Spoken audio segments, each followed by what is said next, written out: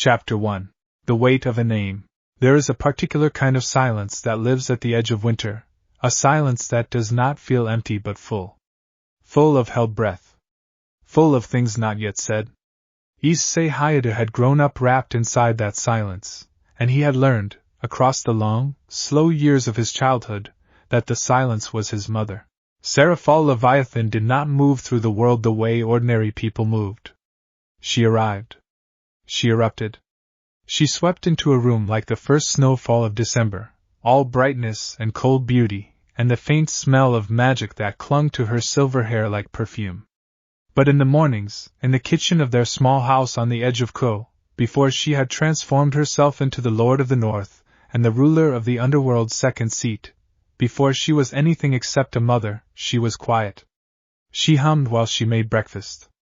She watched the sunrise with her chin resting on her hands. She was, in those hours, simply his. Issei was 17 years old, and he thought he understood exactly two things with any certainty. The first was that he was, by almost every measurable standard, an unremarkable student at Ko Academy.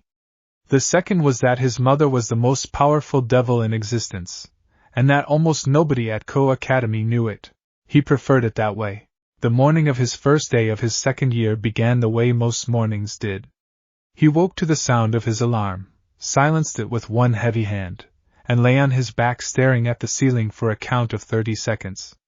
Then he sat up, scrubbed both fists across his eyes, and padded down the hallway in his socks to find his mother already at the stove, an apron tied neatly over her usual pale blue dress, her silver hair pinned back with a star-shaped clip that she had owned since before Issei was born. "Good morning, Niseken." She said this without turning around, somehow always aware of the exact moment he entered a room. It was a devil's perception, sharp as broken glass, and she had never managed to fully suppress it even in domestic moments. "Morning." He dropped into his chair at the kitchen table and reached for the glass of orange juice she had already set out for him. Outside the window, the September sky was the pale blue of fresh paper, and the cherry tree in their small yard still held its green summer leaves. Everything was quiet and bright and familiar. Issei drank his orange juice and tried very hard not to think about the fact that school was beginning again. "You are thinking about school." His mother set a plate of rice and grilled fish in front of him with a small, knowing smile. She sat down across from him, resting her elbows on the table in a way that would have horrified the other Satans if they could see it, and fixed him with those enormous dark eyes. "Your shoulders are doing the thing." "What thing?" "The thing where they rise up around your ears like you are trying to disappear into your collar." She demonstrated by hunching her own slender shoulders toward her ears, making such a perfect imitation of teenage reluctance that Issei found himself almost smiling despite himself. "I am not nervous." He was completely nervous. Serafall tilted her head. A strand of silver hair escaped its pin and fell across her cheek. She made no move to push it back. "It is a new year," she said gently. "New possibilities. New people. Perhaps someone very wonderful is waiting for you inside those gates." Issei stabbed a piece of fish with perhaps more force than was necessary. "Or it will be exactly the same as last year." Which was exactly the same as the year before. His mother was quiet for a moment.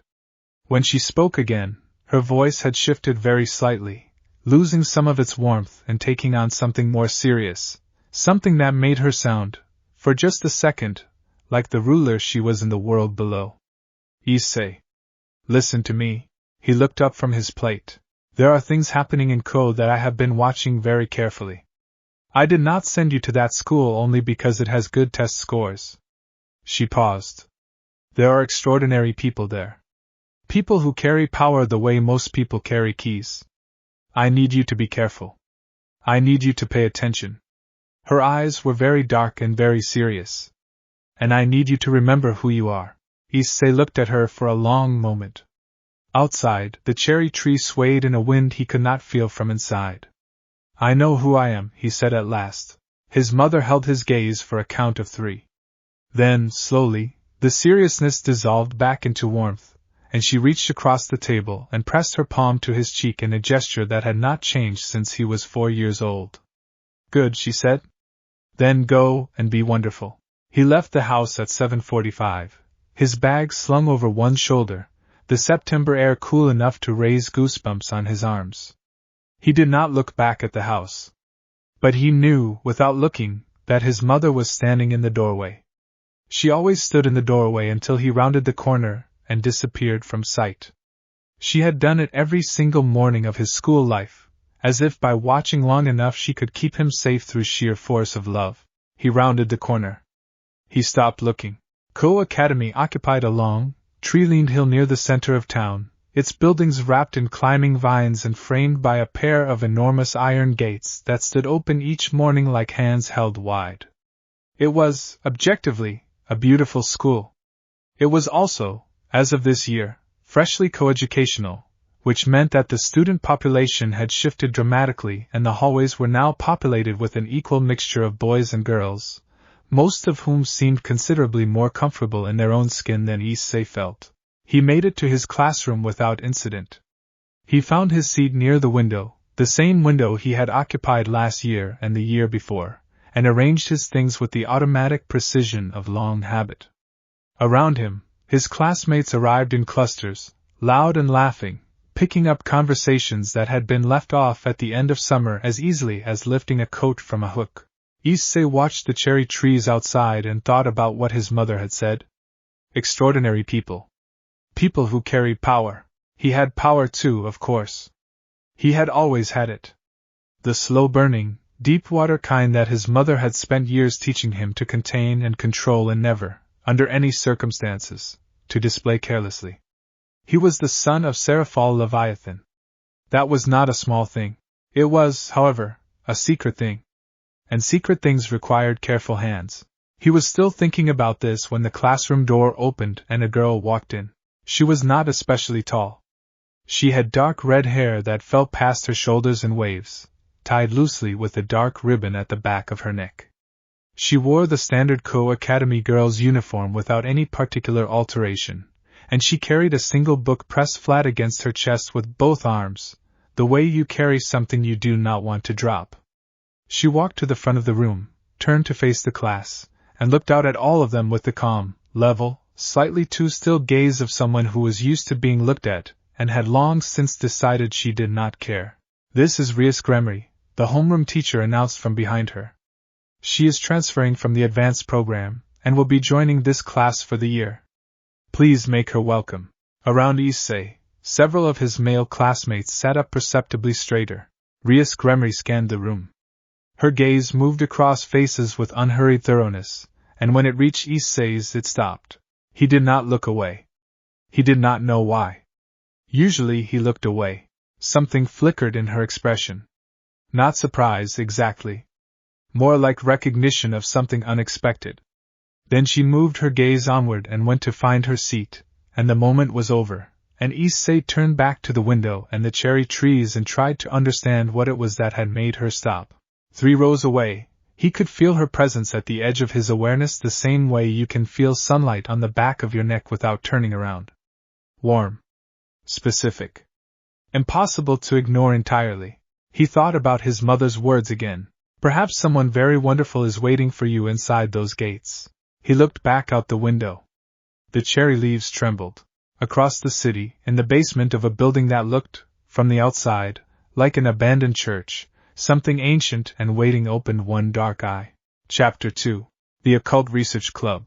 The Occult Research Club occupied the oldest building on the Ko Academy campus, a converted annex at the far eastern edge of the school grounds where the gardeners seemed disinclined to trim the ivy and the administration seemed disinclined to ask too many questions.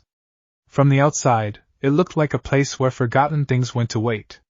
From the inside, it looked like a library that had been rearranged by someone with very strong opinions about the relationship between candles and atmosphere. Issei found it on a Tuesday, 3 days into the new school year, entirely by accident. He had been looking for the art room. He had taken a wrong turn at the second-floor landing.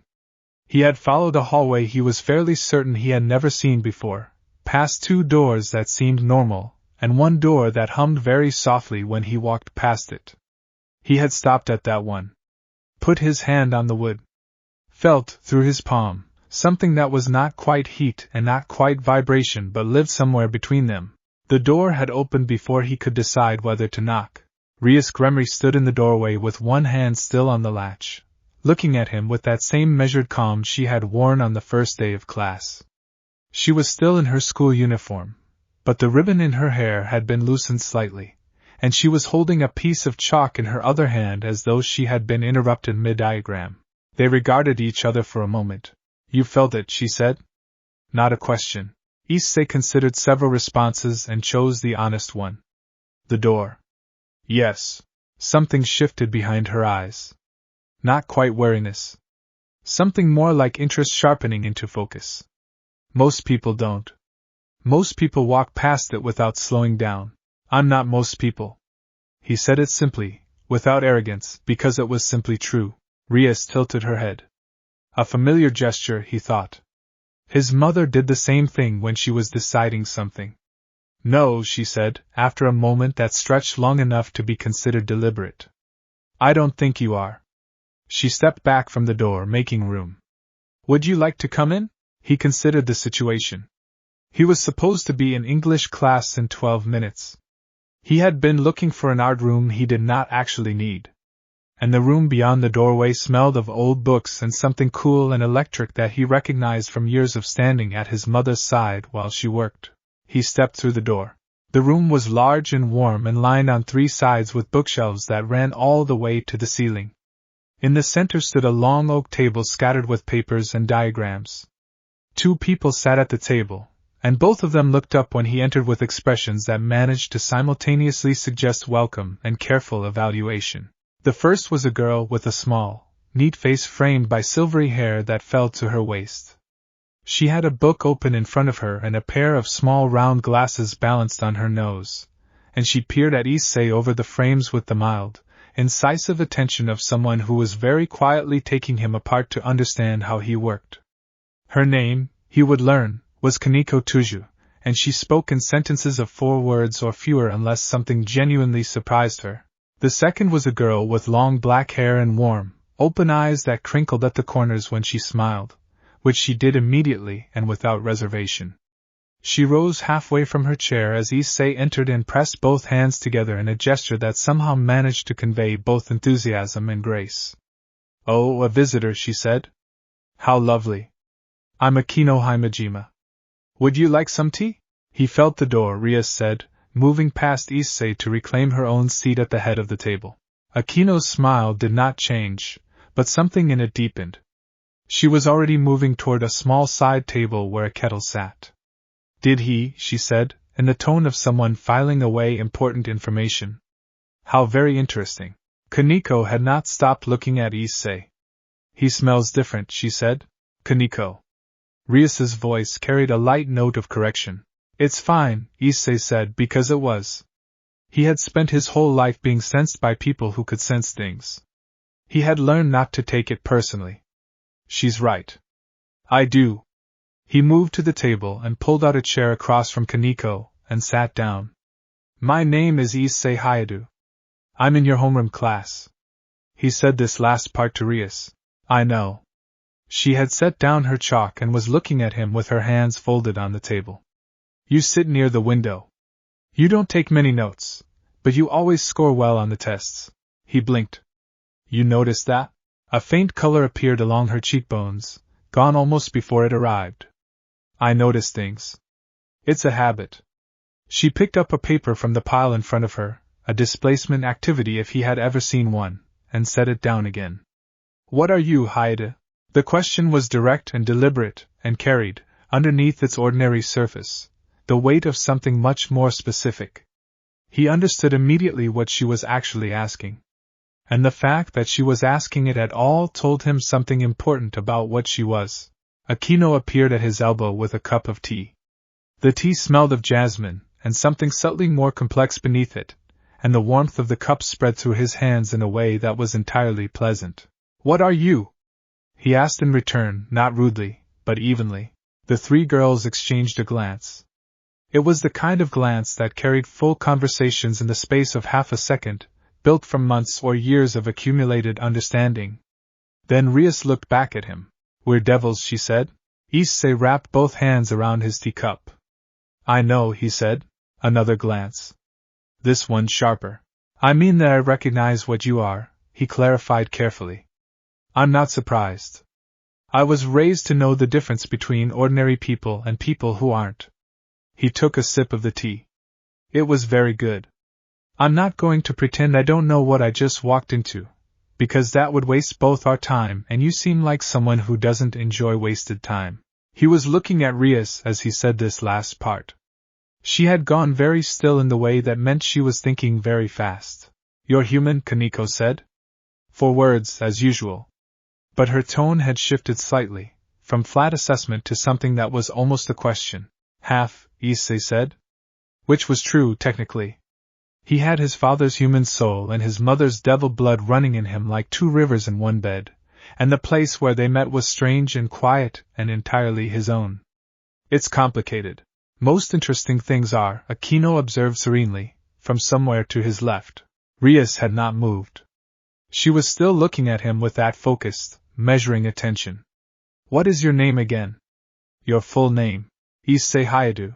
She repeated it to herself very quietly, as if she were testing the shape of it. Then something changed in her expression. Not dramatically. Not the way things change in stories, with gasps and sudden revelations. It was more subtle than that. A slight widening of the eyes. A stillness that was different from her usual stillness, heavier and more careful. Hayadu, she said. That's your father's name. It is. And your mother's? He looked at her steadily. He did not answer. The silence was its own kind of answer, and Rias Gremery, who was clearly intelligent and perceptive in exactly the ways that mattered, heard it. She sat back in her chair. Outside, a bird called once in the school garden. The candles on the table threw small, warm circles of light across the papers and the books and the careful, watching faces of the 3 girls around him. You don't have to tell me, Rias said at last, and there was something in her voice that surprised him. Not retreat. Not even tactical patience. Genuine respect. But I think we should talk again. I think there is a great deal we might be able to say to each other. I think so too, Issei said. He finished his tea. He thought about his mother standing in the doorway, watching him walk away. He thought about the way Rias's crimson hair caught the candlelight like something burning. He went back to class. He took notes, for the first time in a year. That night, 3 streets from the school, something moved through the dark that had no business moving in any world where the sun still rose in the morning. Chapter 3. What the Snow Remembers. His mother called him at 9 in the evening, which meant she was somewhere without privacy because she never used the phone when she could simply speak to him through the small, invisible thread of devil awareness that connected them. He was at his desk when his phone rang, doing the English homework he had been neglecting since the first day, and he picked it up with the particular feeling of someone expecting news they have not quite decided how to receive. How was school? Her voice on the phone was lighter than her voice in person, as if the distance stripped something from it. Interesting. He set down his pencil. I found the Occult Research Club. A pause. Very brief, very controlled. His mother was excellent at brief and controlled pauses. Did you? Rias Gremery is in my class. This pause was longer. Issei. Her voice had shifted to the serious register. Rias Gremery is the devil of the House of Gremery. Her brother is Surzex. I know. I could feel it the moment I walked into her club room. He leaned back in his chair. She can feel it too. About me. She didn't ask outright, but she was very close. What did you tell her? Nothing. But I did not deny it either. He paused. She is not dangerous, Mom. At least not toward me. She is cautious and observant, and he searched for the right word. She is interesting. Silence on the line. Then, very softly, of course she is. She is a Gremery. A breath. Be careful, Issei. The Gremery family does not involve itself lightly in things, and they do not let go of things easily once they have decided they matter. I know. You say that a great deal. Because you raised me to know things. Another pause. Then she laughed, and the laughter was genuine and warm and completely at odds with the conversation they had been having, which was exactly like her. You are entirely too much like me, she said. After he hung up, he sat for a while at his desk without picking up his pencil. Outside his window, the neighborhood was settling into its nighttime quiet. Lights going out in upstairs windows. A car moving slowly down the street. Somewhere in the distance, a dog barking twice and then falling silent. He thought about the Gremery family, and what he knew of them. The house of Gremery was one of the oldest and most respected of the 72 pillar families. Serzex Gremery, now Serzex Lucifer, was the first of the 4 great Satans, and his sister Rias had inherited the Gremery lands and title, while Serzex gave his name to the throne. They were powerful in the way that mountains were powerful. Not loud about it. Simply undeniably present. And Rias herself, 17 and already carrying a peerage, building something in the corners of a human school with candles and books and the careful, warm hospitality of someone who understood that power was not only force but also invitation. He respected it. He understood it, because he had been raised by someone who practiced the same philosophy, who believed that the greatest power was the kind that made others feel safe enough to stand beside you willingly. He picked up his pencil and went back to his English homework. He did not sleep well that night. This was not because of anything he could name. It was more like a frequency at the edge of hearing, a persistent wrongness that sat at the back of his mind the way a cold draft sits at the edge of a warm room. Something was moving through the city. Something that did not belong. He had felt it in a vague, background way since the first day of school, and now it was slightly less vague, slightly less background. By morning it had retreated again to near silence, and he was not certain enough of what he had felt to say anything to anyone. At school, 3 things happened.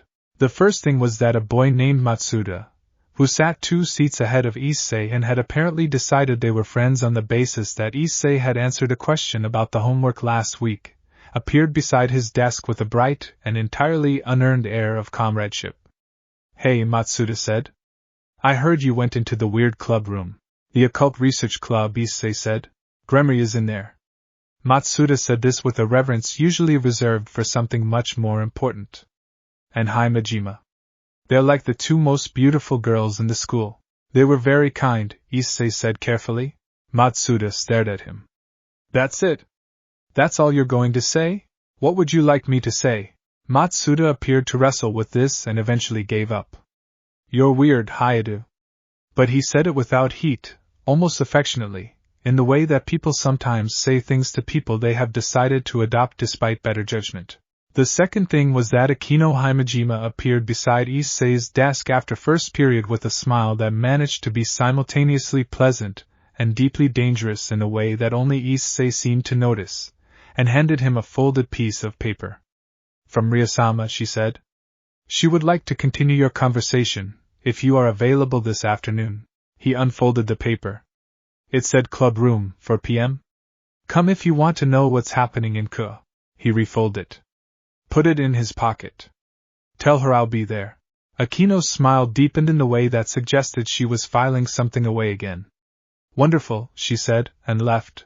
The third thing happened at lunch. He was on the roof, which was where he usually ate because it was empty and quiet and the view of the town was pleasant in a way that did not require anyone to talk about it. He was halfway through his bento when the door to the rooftop stairs opened and someone came through it who was so completely and specifically wrong for this setting that Issei's hand went still over his chopsticks without him entirely deciding to stop moving. She was blonde. Not the ordinary kind of blonde that came from a bottle or from jeans, but the pale, almost white blonde of someone who existed in a different category of reality than most people.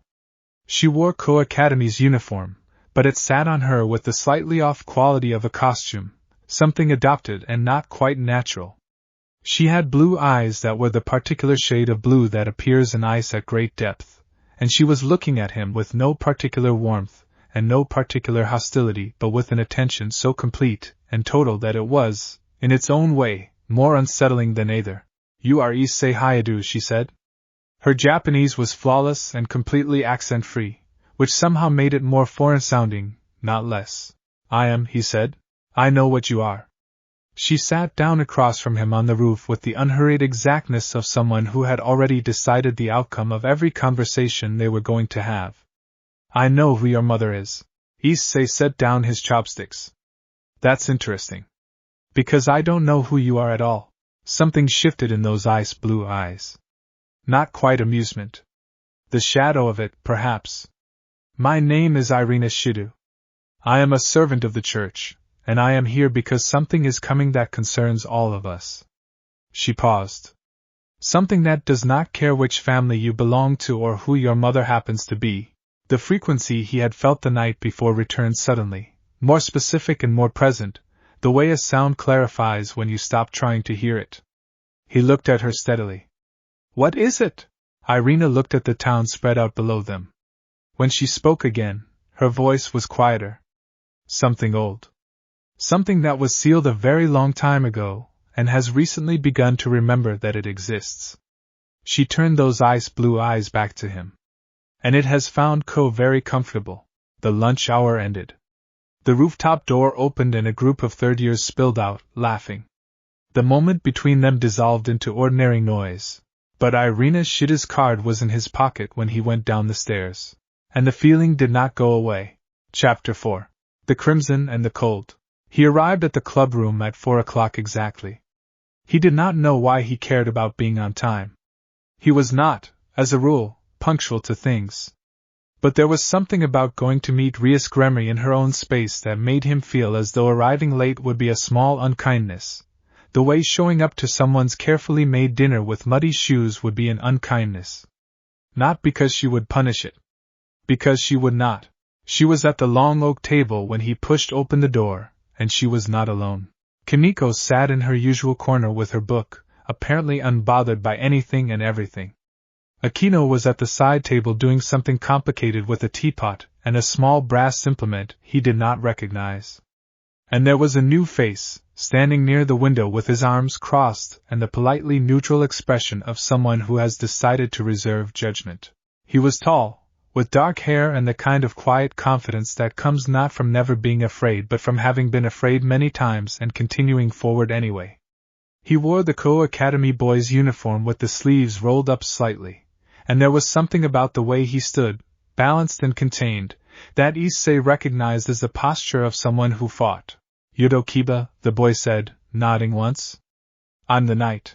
Issei Hayadu, Issei said. I'm not sure what I am yet. Something moved in Kiba's expression. Faint but genuine. Honest answer. Hayadu. Rias gestured to the chair across from her. She had a different dress on beneath her school jacket, something dark red that he noticed, and then redirected his attention from. Sit down. I want to ask you something directly, and I want you to answer me directly, and I promise that whatever you say will not leave this room. He sat. All right. She was quiet for a moment, choosing her words with the deliberateness of someone who understood that words once said cannot be unsaid. I did some research last night. About the name Hayadu. About half-devil children. About the lineage of Serafall Leviathan. She said his mother's name the way you say the name of someone you respect greatly and have studied carefully but have not met. She has no children on record. No, Issei agreed. But you exist. That does seem to be the case. Rias looked at him for a long moment. The room was very quiet. Even Kaneko's page-turning had paused. Are you her son? She asked. He had told very few people this. He had been instructed, from the time he could understand instructions, to tell no one. Not because it was shameful. Not because it was a weakness. But because it was a vulnerability, and vulnerabilities in the hands of enemies became weapons, and his mother had made enemies the way powerful things always made enemies. But Rias Gremery was not his enemy. He knew this with the same bone-deep certainty that he knew the weather and the direction of the wind. She was something else. He had not entirely determined what, but it was not that. Yes, he said. The word landed in the silence of the room like a stone in still water. Aquino made a sound from the side table, very small, a softly exhaled breath. Kaneko's book fell closed in her lap, which was probably the most dramatic reaction she was capable of. Kiba stood up straighter without appearing to move at all. Rias did not move. She looked at him with an expression that was not triumph, was not calculation, was not the thing he had half expected, which was the faint gleam of someone who has found something useful. It was simply wonder. pure and unguarded and very slightly younger than the rest of her. She is extraordinary, Rias said quietly. Not to him, exactly. To the fact of it. What she did with the Northern Territories alone changed the entire character of the underworld. I know. He said it gently, because pride was a thing that could sound like showing off if you weren't careful with it. She's very extraordinary. She's also my mother. Those two things coexist without too much trouble. Rias looked at him, and the wonder in her expression shifted slowly into something warmer. She nodded once, as if she had made a decision. All right. Then I want to tell you something in return. She laced her fingers together on the table. There is something wrong in Co. I have been feeling it for 3 weeks. It began just before the school year. At first I thought it was residual energy from a stray devil moving through the area, but it is not that. It is older than any stray devil I have encountered. And it is not moving. It is settling. Issei thought of Irina's Shida on the roof, her ice blue eyes on the town below. Something old. Something that was sealed a very long time ago. I felt it last night, he said. And again this afternoon. Rias went still. You can sense it? From this distance? Barely. It's like trying to hear something in the next room through a thick wall. I know it's there. I can't make out the words. He paused. Also, I think the church knows about it. Now the room definitely stirred. Kiba moved away from the window. Even Akino turned fully from the side table. The church, Rias said carefully. There's a girl. She found me at lunch. Said her name was Irina Shidu. He set the card on the table. Said she was a servant of the church, and that something was coming. Something old. He looked at Rias. She knows what I am. I don't know how. Rias picked up the card. Looked at it for a long moment. When she set it down, the wonder was gone and the leader had returned, settled back into her like a coat she wore comfortably. Then we have less time than I thought. She looked around the room at each of her peerage in turn, and there was something in the way she looked at them that was clearly practiced and deeply meant. Then she looked at Issei. I cannot ask you to join this. You are not my piece to move. But I can ask you this: will you help us figure out what we are dealing with before it decides to deal with us? He thought about his mother. About the weight of her hand on his cheek that morning. He thought about the low, persistent wrongness that had been sitting in the back of his mind for 3 days. Yes, he said. Second time in one afternoon he had said that word and meant it completely. Rias's expression did something complicated and quiet. Thank you. Akino appeared beside him with tea. He had not noticed her moving. He was beginning to suspect this was her special ability. The tea, she said warmly, setting it down, is chamomile today. Good for clarity. He wrapped his hands around the cup and thought that clarity was precisely what they needed. Below the city, in the dark beneath the streets, something turned over in its long sleep and began, very slowly, to dream of opening its eyes. Chapter 5. When Mothers Know. His mother was in the living room when he got home, which was unusual. She was usually in her study at this hour, handling the endless correspondence that the management of an entire underworld territory required, or else she was elsewhere entirely, called away to meetings that she described as boring and that he suspected were not. But tonight she was on the sofa with her legs tucked underneath her and a cup of tea in her hands and a blanket over her lap, and she was watching the front door when he opened it the way she had been watching it for some time. He closed the door behind him, took off his shoes, set his bag down. She did not say anything. How long have you known? He asked. She sipped her tea. About the disturbance in the city? Since the middle of August. He sat down in the armchair across from her. The lamp on the side table threw a warm circle between them. Outside, the neighborhood was quiet. And you did not tell me. I was waiting to see how long it took you to find it yourself. She looked at him over the rim of her cup. Her dark eyes were serious but not apologetic. You have my sensitivity, Issei. I needed to know if you could use it independently. A pause. You lasted 3 days. I am proud of you. I would have lasted 2. He absorbed this.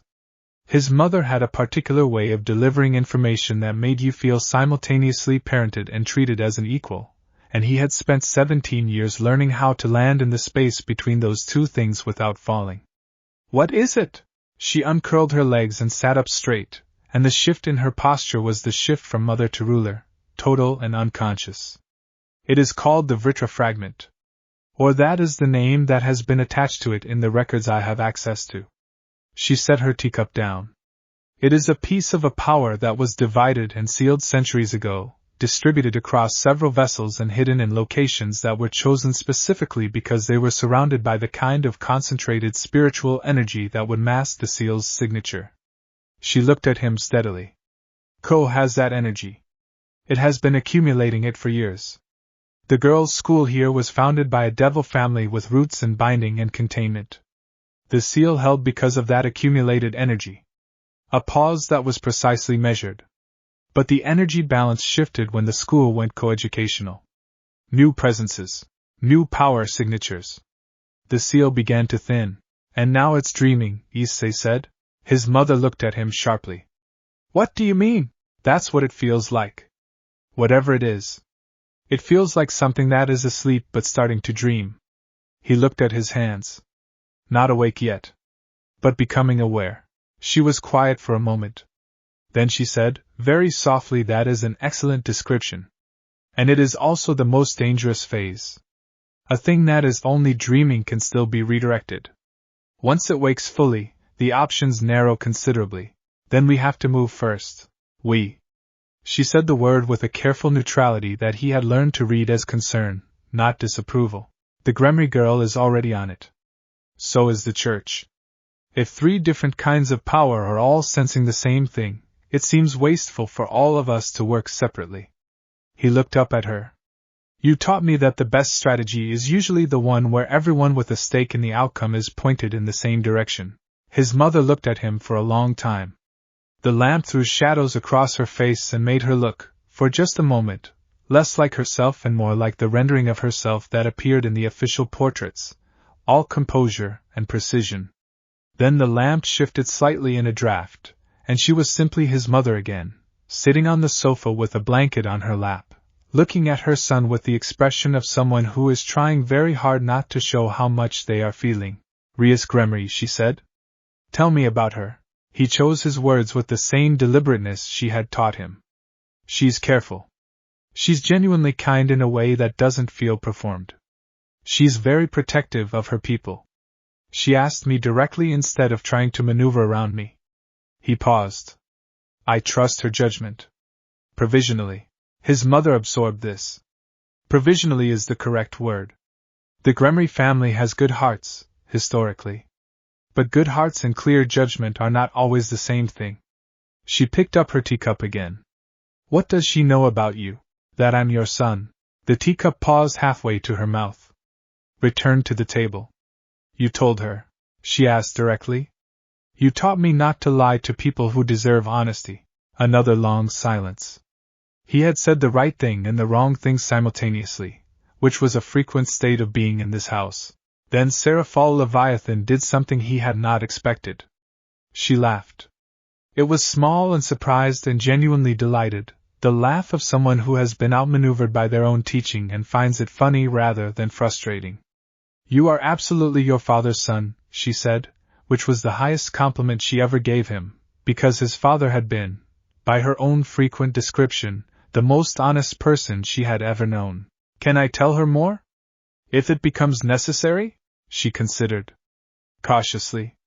And nothing about the Northern Territories? Not yet. She met his eyes. I want to meet her. Eventually. When you've had time to know her better. He nodded. And a second. Her voice softened again, back into the morning register, the kitchen sunrise voice. I need you to be careful. Not because I doubt you. Because this fragment, if it wakes fully before it is contained, will be drawn to power. And you are, whether you want to be or not, a very significant amount of power in a very small space. He thought about this. It will come to me. It may. She did not soften this. She never softened things that needed to be understood clearly. And when it does, I need you to remember that your first instinct, which is always to put yourself between danger and the people near you, is admirable and also deeply inconvenient. He almost smiled. I'll try to be conveniently heroic. Conveniently, she agreed, and for a moment the two of them were simply in a warm room together, his mother and him, with the lamplight between them and the quiet neighborhood outside. Then he went upstairs. He did his remaining homework. He lay in the dark for a while, listening to the silence of the city. The frequency was still there. Still patient. Still at the edge of hearing. But now, lying in the dark with the weight of the day behind him, he was almost certain that it was not alone. That somewhere beneath the first sleeping presence, beneath the dreaming and the waiting, something else stirred. Something that was aware of him specifically. Something that had learned his name. Something that was not the fragment. He closed his eyes. He made himself breathe slowly. Tomorrow, he would go back to the club room. Tomorrow, he would talk to Rias about what they knew and what they didn't. Tomorrow, he would find Irina Shiddu and ask her the questions that had been sitting in the back of his mind since lunchtime. Tonight he slept. And in the dark below the city, the second presence opened its awareness like a door, and it said nothing, and waited, and smiled with a patience that had no human equivalent. It had found what it was looking for. Chapter 6. A church, a devil, and a roof. Irina Shiddu was exactly where he expected her to be the next morning, which was nowhere obvious and therefore everywhere at once. She had the quality of someone trained to occupy a space without quite claiming it, present enough to be found if you were looking, invisible to everyone who was not. He found her at the edge of the school courtyard before first bell, sitting on the stone lip of the fountain with her blazer buttoned to the top button and a small notebook balanced on her knee, writing in it with the focused attention of someone taking down something important. He sat down beside her without announcing himself. She did not look up. You have questions, she said. Several. Starting with how you knew what I am. She capped her pen. Closed the notebook. Looked at him sideways with those ice blue eyes that had the quality of water you could not see the bottom of. I was told to find you, she said. By my superior. I was given your name, and a description and instructions to make contact before the situation developed further. She paused. I was not told who your mother is. I worked that out myself, from the description and from what I felt when I sat across from you on the roof. What did you feel? She was quiet for a moment, looking at the fountain where the morning light made small bright points on the water's surface. Cold, she said at last. But not unfriendly cold. Like standing at the top of a mountain. The kind of cold that is simply the cost of being somewhere very high up. She turned to look at him fully. Devils of ordinary rank do not produce that sensation. Only the very old ones do, or the very powerful ones. Or something descended from them. He absorbed this. Your superior. Who are they? Someone who keeps track of power concentrations in human cities. She said this simply, without evasion, which he appreciated. The Church has people whose entire purpose is to monitor for things that do not belong in the human world and to ensure that nothing disrupts the balance that the three factions have maintained. Badly, in my personal opinion, but maintained. That last part sounded like your own opinion rather than official doctrine. The corner of her mouth moved. It was not quite a smile, but it was in the same family. I have been told I have too many of those. She looked back at the fountain. There is a stray devil operating in the outer districts of the city. Low level, likely disconnected from any peerage. But it is not the primary problem. It is a distraction, or possibly a symptom. The fragment is the primary problem, Issei said. Irina turned to him sharply. You know about the fragment. My mother told me last night. A very brief silence. How much does she know? More than your people do, I suspect. She has been monitoring it since August. She says it is currently dreaming. Becoming aware but not yet awake. He met her eyes. She also says that once it is fully awake, the options narrow. Irina looked at him for a long moment. He could see her recalibrating, shuffling the information she had come in with against the information she was receiving now, the way a navigator adjusts a course when new landmarks appear.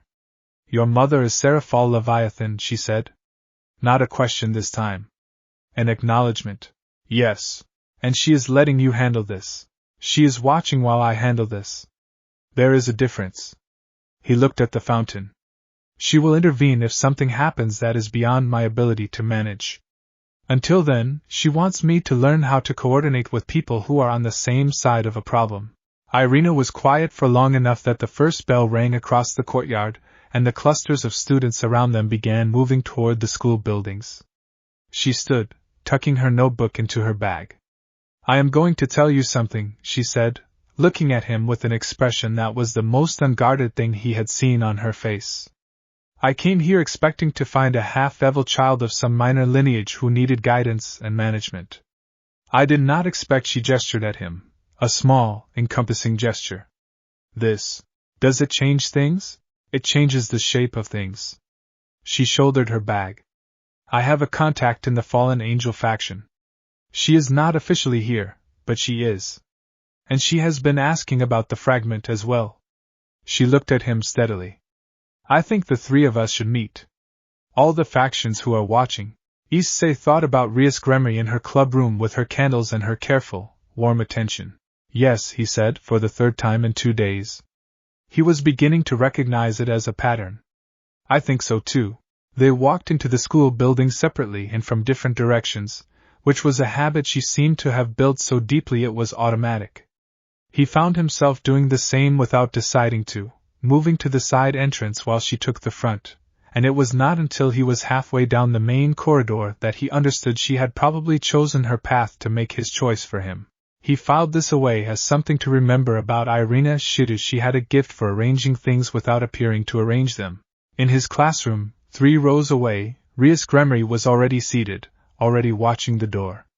When he came through it, something in her expression settled slightly, as if a tension she had been holding since yesterday had been waiting for his arrival to release. He sat down.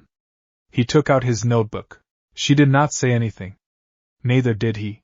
But the understanding between them had taken on a new shape overnight, and they both felt it, sitting in the ordinary morning light with the teacher writing something on the board and the cherry trees outside casting their long September shadows. Whatever was sleeping beneath the city was already changing the landscape above it simply by existing. Issei wrote the date at the top of a fresh page and waited for the day to show him what it had decided to bring. Chapter 7. 3 factions, 1 table.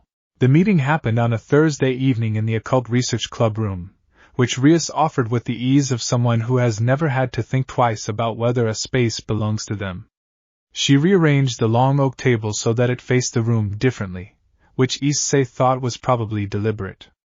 Altering the geometry of a familiar space was an old diplomatic technique. It communicated that this was a new kind of meeting, not a continuation of previous ones. They arrived in sequence. Issei came first, because he had been invited by Rias and because he was, in some undefined way, the axis around which the evening had been organized.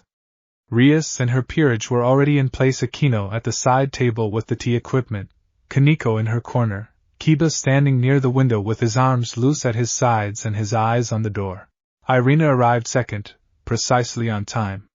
She came in the way she did everything efficiently, without surplus. She looked around the room, noted each person with a quick sweep of those blue eyes, and chose a seat at the table that put the door in her peripheral vision. She set her notebook on the table and folded her hands on top of it. The third arrival was the one who changed the temperature of the room. She knocked twice before entering, which Issei noted as meaningful. Fallen angels were not, as a category, known for courtesy of that kind.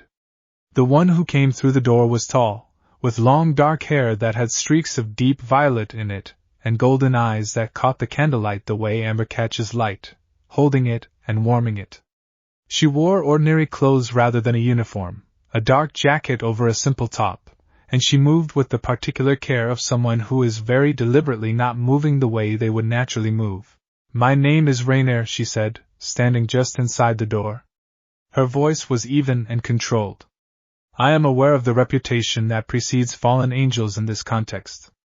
I want to say, before anything else, that I am not here to complicate your situation. I am here because the thing beneath this city is a problem for every faction equally, and working separately is how we all end up worse off. She looked at Rias first, because Rias was clearly in charge of the room. Then at Irina. Then at Issei. Her gaze on Issei was different from the others. Not softer, exactly. More careful. As if she had been given information about him that she was working to reconcile with what she was seeing. Sit down, Ria said. Not warmly, but without hostility. The voice of someone who has decided to be professional about something that could have gone another way. Rainier sat. Aquino served tea with the serene competence she brought to everything, and for a moment the room was just 6 people around a table with cups of warm tea in front of them, which was almost ordinary enough to be funny. Rias opened. I will start with what we know. There is a power signature in this city that I have been tracking for 3 weeks. It is ancient, non-aligned, and growing more present by the day. 2 nights ago it seemed more awake than it had been at any previous point. She looked around the table. What I did not know until recently is what it is specifically. Hayadu? He had expected this. He had prepared for it. It is called the Vritra fragment. It is a piece of a greater power that was divided and sealed centuries ago. The seal was maintained by the accumulated spiritual energy of this area, which was specifically cultivated for that purpose by the devil family that originally established Ko as a territory. He paused. The balance shifted when the school went coeducational. New energy signatures destabilized the seal's outer layer. He was aware of Rias watching him with an expression she was not quite managing to keep neutral. He had known more than she had expected him to know. He had been careful about the sourcing, giving the information without attributing it entirely to his mother, because that was a level of disclosure that needed to remain controlled. The Vritra fragment, Raina said. She said it the way you say a name you recognize from a nightmare. I have heard of it. Not much. It is in the older records that most people do not bother with. She looked at the table for a moment. Vritra is not a devil concept. It is older than that. Older than the 3 factions. It is something that existed before the current order, and was contained because the current order could not destroy it, and could not afford to let it be free. What does it want? Kiba asked from his position near the window. His voice was quiet and direct. Power, Raina said simply. But specifically the kind of power that can be used as a key.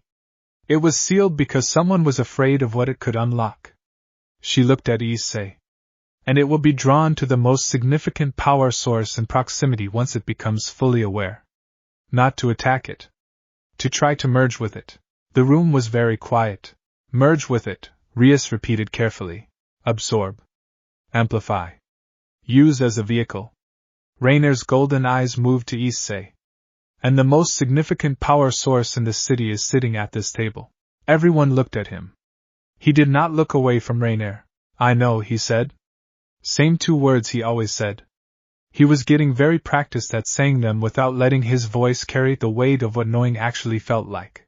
Then you understand, Rainer said, that you are both our best resource and our greatest liability. I prefer complicated asset, he said. Something shifted in Rainer's expression. Not quite a smile. The bones of one. Fair enough. Irina set down her pen. Then the question is not just how we contain the fragment before it wakes. It is how we keep it from finding Hayadu in the process. She looked around the table. And those are 2 different problems that may require 2 different solutions running simultaneously. Which means we need to work together, Rias said. She said it with the decisive flatness of someone who has made a decision and is not interested in revisiting it. All of us. Whatever our factions are outside this room. She looked at each person in turn. Irina nodded. Rainer nodded once, with a slowness that was not reluctance but consideration. Issei said nothing, because his being there was already its own kind of answer. Aquino refilled the tea. Outside, a wind moved through the school grounds and rattled the old annex windows, and for just a moment the candles on the table bent sideways in unison, all of them leaning the same direction like something had passed very close by without quite touching them. Nobody said anything about it, but everyone noticed. Chapter 8. What Aquino knows about rain. The next morning was raining, the slow, gray, persistent kind of rain that made the school feel smaller and closer and more interior, as if the building had drawn its boundaries in tighter overnight. Issei arrived early, which was unusual, and went directly to the clubroom rather than his classroom, which was also unusual, and found Aquino Himejima there alone, which was perhaps not as unusual as it might have seemed. She was not making tea. She was sitting at the table with both hands flat on the surface and her eyes half closed, and there was something very still about her, still in the way that deep water is still, all the movement below the surface. The room smelled more strongly of ozone than it normally did, that sharp, clean electricity smell that clung to her like weather. He stood in the doorway for a moment. She did not open her eyes. "You can come in," she said. "I am not meditating. I am listening." He came in. Sat down. Listening to what? The rain. The ground beneath it. She opened her eyes, and for just a half-second, before the warmth snapped back into them like a light switching on, her eyes had the quality of a storm seen from a long distance. Then she was simply Aquino again, smiling, composed, refilling the kettle from the small sink in the corner. "I do this sometimes when things are moving that I cannot quite see. Water is very good at carrying information. Better than most people realize. What is it telling you this morning?" She was quiet for a moment, watching the kettle. "That it moved last night." "What is beneath us?" "Not much. But more than the night before." She turned to look at him. "And that it is trying to understand the shape of the city. Like a person waking in an unfamiliar room, reaching out their hands in the dark to find the walls." He thought about that image. A reaching in the dark for walls. "Rainer said it would be drawn to me," he said. "Yes." Aquino's voice was gentle and entirely without sugarcoating. He appreciated this about her.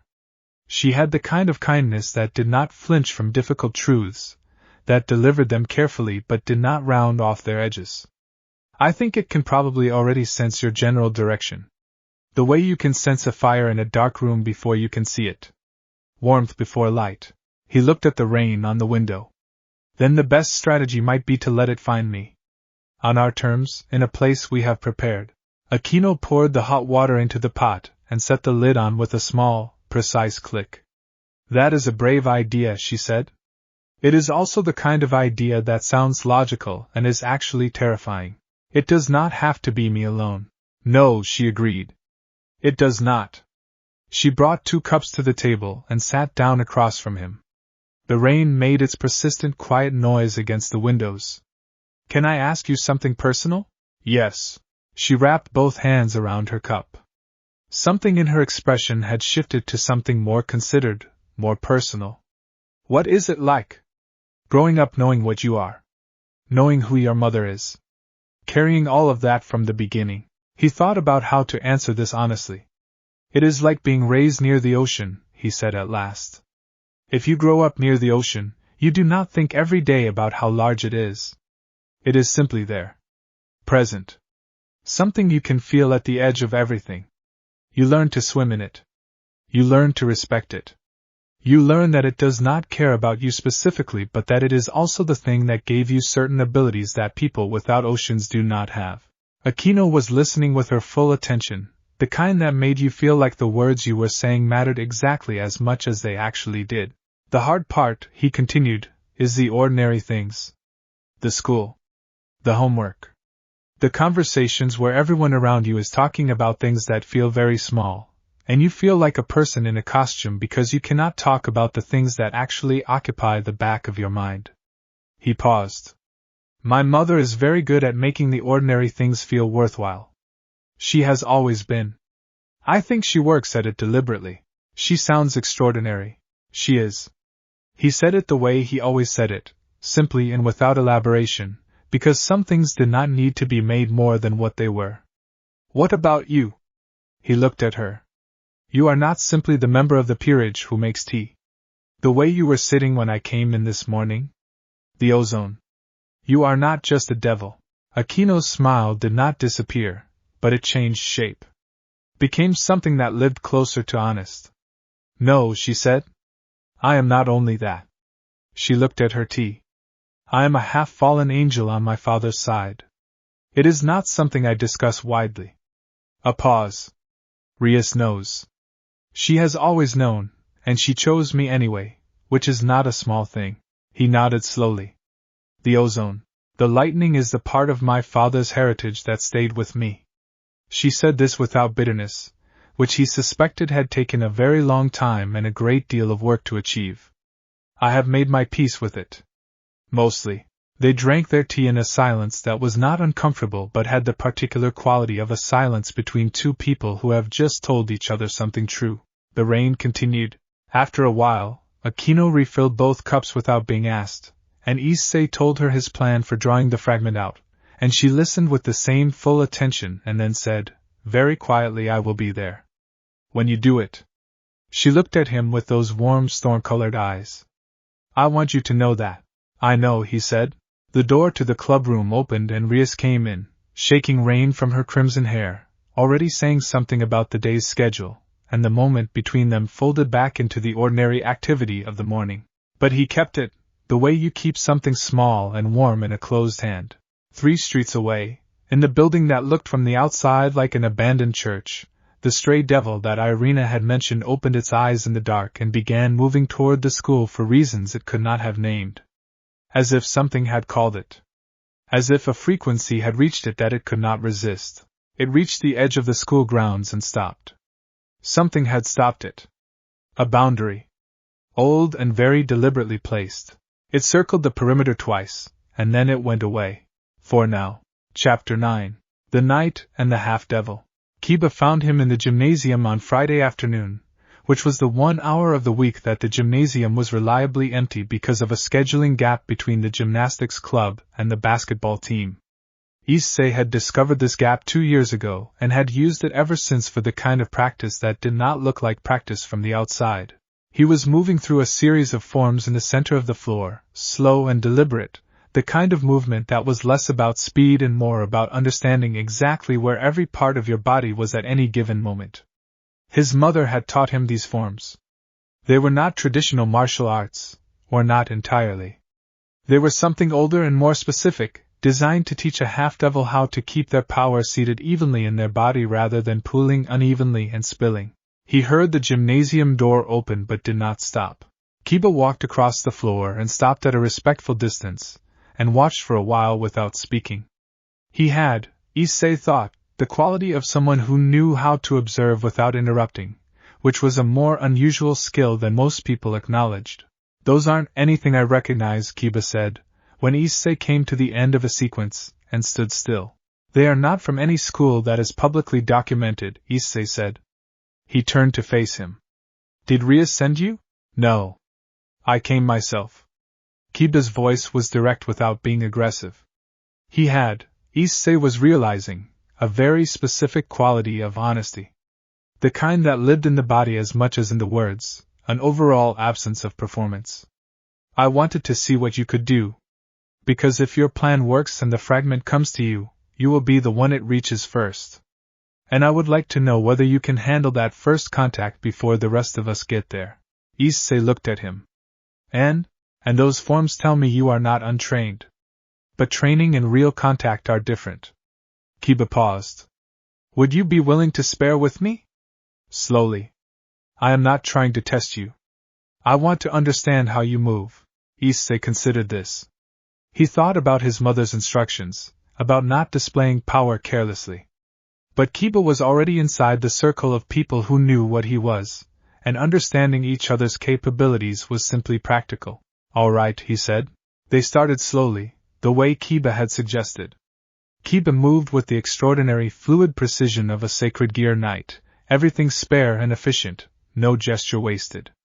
Issei moved to meet him and discovered, within the first 30 seconds, that Kiba was considerably more skilled than he had appeared while standing in the clubroom looking mild-mannered and contained. He adjusted. His mother had not trained him to fight perfectly. She had trained him to adapt, which was, she said, more useful than perfection because perfection was a fixed point and opponents were not fixed. They moved around each other for several minutes, either fully committing, feeling out ranges and reflexes and the particular weight of the other person's style. Then Kiba stepped inside his guard in a way that should have ended the exchange, and Issei redirected rather than blocked, using Kiba's own momentum to shift the geometry of the encounter. And for a half-second they were simply two people standing very close together in a gym with the afternoon light falling through the high windows. Kiba stepped back. He was breathing slightly faster than he had been. You are not fighting like a devil, he said. No. You are fighting like someone who was taught by a devil but who fights with a human's relationship to their own body. Kiba looked at him with genuine interest. It is an unusual combination. The power is there. I can feel it. But you are not leading with it. Leading with power is how you win fast and make mistakes, Issei said. It was something his mother had said to him so many times it lived in the same part of his memory as breathing. I would rather win slowly and not make mistakes. Kiba nodded slowly, as if this had answered something he had been thinking about for longer than the last few minutes. When the fragment reaches you, he said, I will be close. 2 steps back. Close enough to act but far enough not to interfere. You do not have to. I know. He said it without elaboration, the same simple cleanness Issei used for the same word. Then he looked away toward the gymnasium windows and the autumn afternoon beyond them. I was not born a devil, he said. A piece of information offered without preamble. I became one, after things happened that I do not discuss often. Rias found me when I had nothing. She gave me a place. A pause. I take the protection of that place seriously, Issei understood. Not the specific history, but the shape of it. The weight of owing something real to someone who chose you. I will not make it harder than it has to be, he said. For any of you. Kiba looked at him again. Something in his expression was warmer than it had been at the beginning of the conversation. No, he said. I do not think you will. They were quiet for a while, standing in the warm, dust-smelling afternoon of the gymnasium. Then Kiba said, almost as an afterthought, Kaneko asked me to tell you that the fragment moved again last night. She felt it from her room. She says it is beginning to turn in our direction. Issei absorbed this. How long do you think we have? Kiba looked at the windows. Kaneko said 3 days? Possibly 4.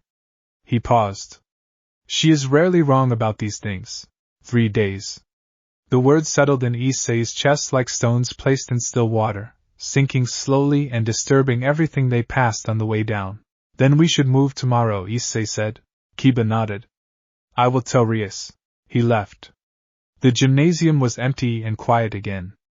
Issei stood in the middle of the floor for a long moment, then went back to his forms, slower than before, paying attention to each movement, as if he were memorizing it. Which, in a way, he was. Chapter 10.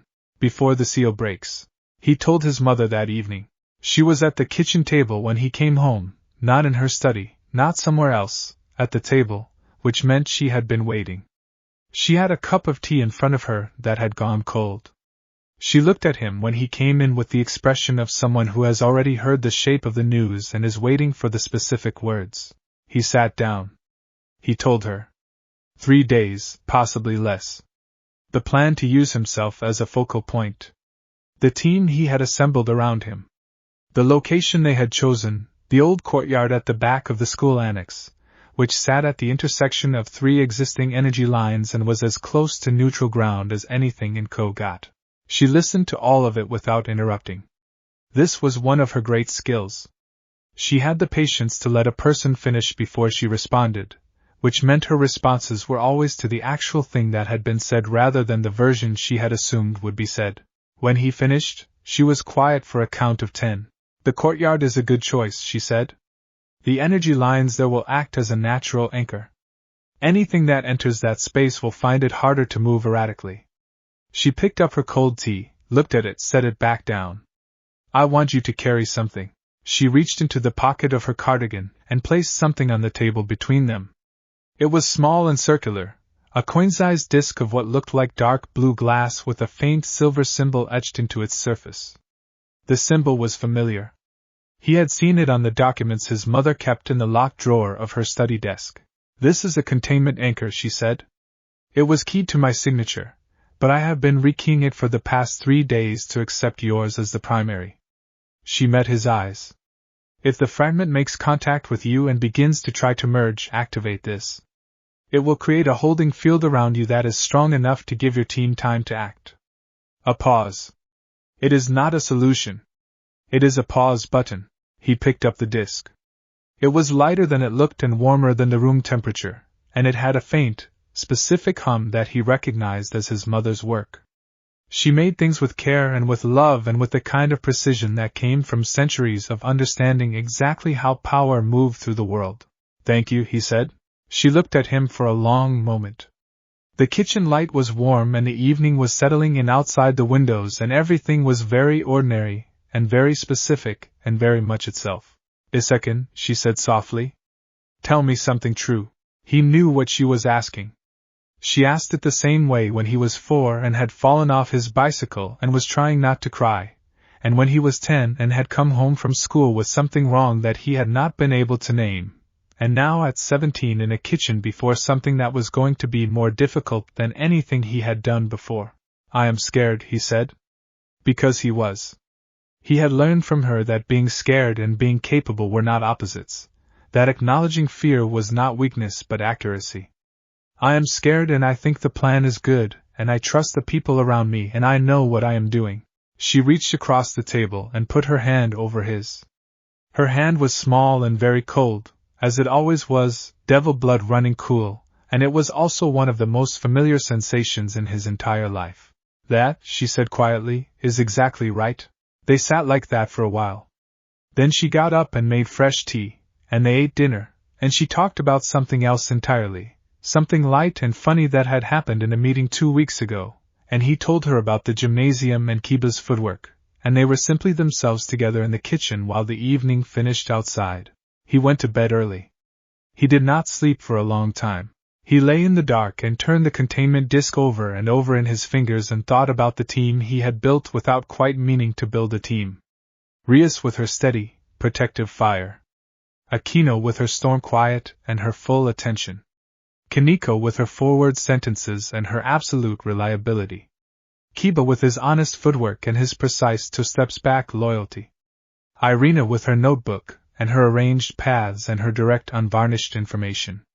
Rainier with her golden eyes and her ancient records and her one honest nod across a table. He had come to Ko Academy expecting nothing. Expecting the same quiet invisibility that had defined every year before it. He had found something that was beginning to look like the people he would spend his life standing beside. He closed his hand around the disc. Below the city, the fragment turned again in its long dark, and this time when it reached, it did not find walls. This time it found a direction. And from somewhere deeper still, from the second presence that had been watching and waiting with its inhuman patience, there came the first sound it had made in all its centuries of waiting. It was not a voice. Not exactly. It was something that lived in the same register as a voice, in the frequencies below hearing, and what it said, in the cold and patient dark beneath everything, was a single word. Found. Chapter 11. The courtyard at the edge of everything. They chose Saturday night because Saturday night was the one window in the week when the school grounds were reliably empty, and the surrounding streets were quiet enough that any disturbance in the spiritual atmosphere would not be masked by the ordinary noise of the city going about its business. Rias made this argument on Friday afternoon in the club room, standing at the head of the oak table with her crimson hair loose over her shoulders and a hand-drawn map of the schools spread in front of her, and nobody disagreed, because she was right. The old courtyard at the back of the annex was exactly as Issei had described it to his mother. It was not beautiful in any conventional sense. It was a square of flagstones surrounded on 3 sides by the old stone walls of the annex building and open on the 4th to a small strip of garden that met the school's eastern fence. Ivy covered the walls. A single oak tree stood in the northern corner, old enough that its roots had lifted several of the flagstones, and the school had simply left them lifted rather than replaced them. In the daytime it smelled of old stone and green things. At night it smelled of something older, something mineral and deep, which was the energy lines running beneath it. They arrived in pairs, entering from different points of the school grounds to avoid drawing attention to a single gathering. Irina came over the eastern fence with the precision that suggested she had done this kind of thing many times in many places. Rainier materialized from a shadow near the oak tree in a way that was not technically flying but was adjacent to it. Kaneko and Kiba came through the annex building itself, through a side door that Rias had quietly unlocked the day before. Akino arrived beside Rias through the main annex entrance, both of them moving without urgency, talking quietly about something that looked, from a distance, like 2 friends taking an evening walk. Issei was already there when all of them arrived. He had come first, alone, half an hour before the agreed time, and stood in the center of the flagstones with his hands in his pockets and his eyes closed, learning the specific quality of the space. What it felt like when it was quiet, so that he would know the difference when it was not. He heard them arrive around him, and did not open his eyes until all 6 of them were present. When he did, Rias was watching him with that particular focused expression that he had started to think of as her command face. She wore dark clothes instead of her school uniform, practical and unobtrusive, and she carried no props, no books, nothing ceremonial. Just herself and the deep, quiet power of her bloodline, present the way a mountain is present. "How does it feel?" she asked. He took a breath. "Closer than yesterday," he said. "But not here yet. It is like pressure change before a storm. You know the storm is coming from the way yours feel." "How long?" He looked at Kaneko. She was standing near the oak tree, one hand flat against its bark, her white hair silver in the darkness. She turned her head and looked at him with her usual unreadable directness. "Soon," she said. 2 words tonight instead of 4. He took this as meaningful. Rias nodded. She looked at each person in turn, running through the plan one more time with her eyes rather than her voice. He had noticed she did this. Checked positions, confirmed readiness, communicated without speaking when words were unnecessary. Wait. Each person in her peerage met her gaze and gave their confirmation back the same way. Rainier stood slightly apart from the group, between the oak tree and the eastern wall, her golden eyes moving slowly over the courtyard in the patient, systematic way of someone who has been trained to find threats in ordinary spaces. She caught Issei's eye and gave a single, very small nod. Irina was at his left, her hand resting inside her jacket where he knew she kept the weapon that the church had provided her. She was not holding it, just keeping it close. Her posture was that of a person who is alert without being tense, which was a specific and practiced state. He looked up at the sky. It was a clear night, the kind that happened in early October when the air finally gives up its summer warmth and becomes something cleaner. Stars visible between the edge of the annex roof and the oak branches. The moon a day past full, bright enough to cast faint shadows on the flagstones. He reached into his jacket and closed his fingers around the containment disc his mother had given him. It was warm against his palm. "All right," he said quietly. To himself as much as to any of them. "Let us see what comes." He opened himself. Not entirely. Not the way he opened when he was alone, and could let everything run to its natural level. Just enough. A door left slightly ajar in a house that was otherwise locked. Just enough for the cold water quiet of his devil blood to rise perceptibly above its normal resting state. Enough that anything sensitive to power would feel it the way you feel sunlight when a cloud shifts. The courtyard was still. The oak tree moved without wind. And then, from somewhere below them, from somewhere that had no precise location because it existed slightly outside the geography of the physical world, something turned its full awareness upward and found what it had been reaching for. The flagstones beneath Issei's feet hummed. Very softly. And then not softly at all. Chapter 12. What the fragment wanted. The humming became a pressure, and the pressure became a sound, and the sound was not quite anything that could be described in words that were designed for ordinary things. It was the sound of something very large moving in a space that was too small for it, adjusting and reshaping and insisting on itself regardless of what the space preferred. Issei felt it arrive the way you feel a wave arrive when you are standing in the ocean. Not seen but felt, all through the body. A shift in the medium that surrounded him.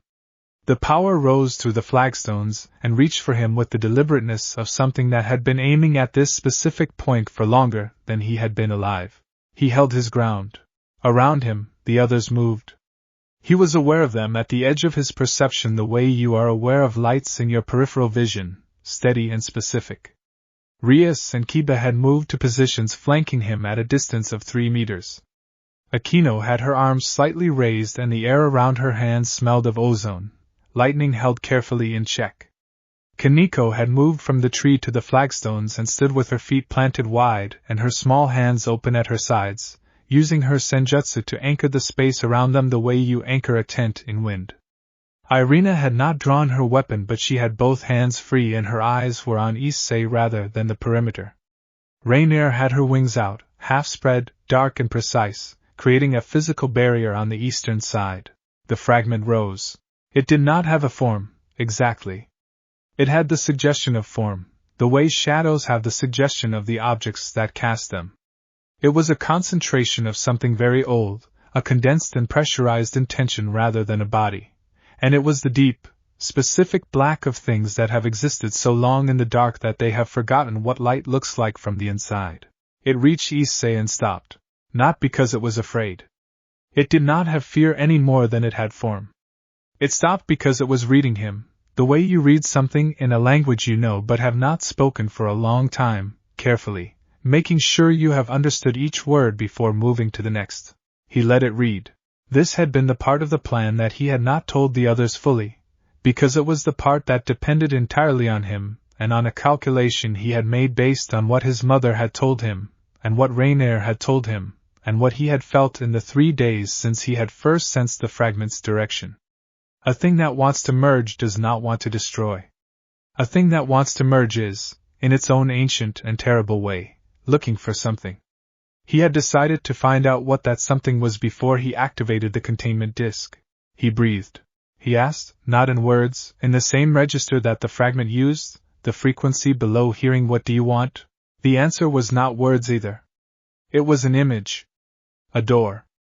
Enormous and old and locked from the outside, and on the other side of it, something that had been locked away alongside the fragment itself, something that was neither power nor form but something closer to memory. A name. Not the fragment's name but the name of what the fragment had been keeping safe. It had not been reaching for him to take his power. It had been reaching for him because he was the only thing in the city strong enough to open the door from the outside. He understood this in the space of a single breath, and it changed everything about what he did next. He said, still in the frequency below hearing, not yet. Not this way. Not without knowing what is on the other side. The fragment held very still.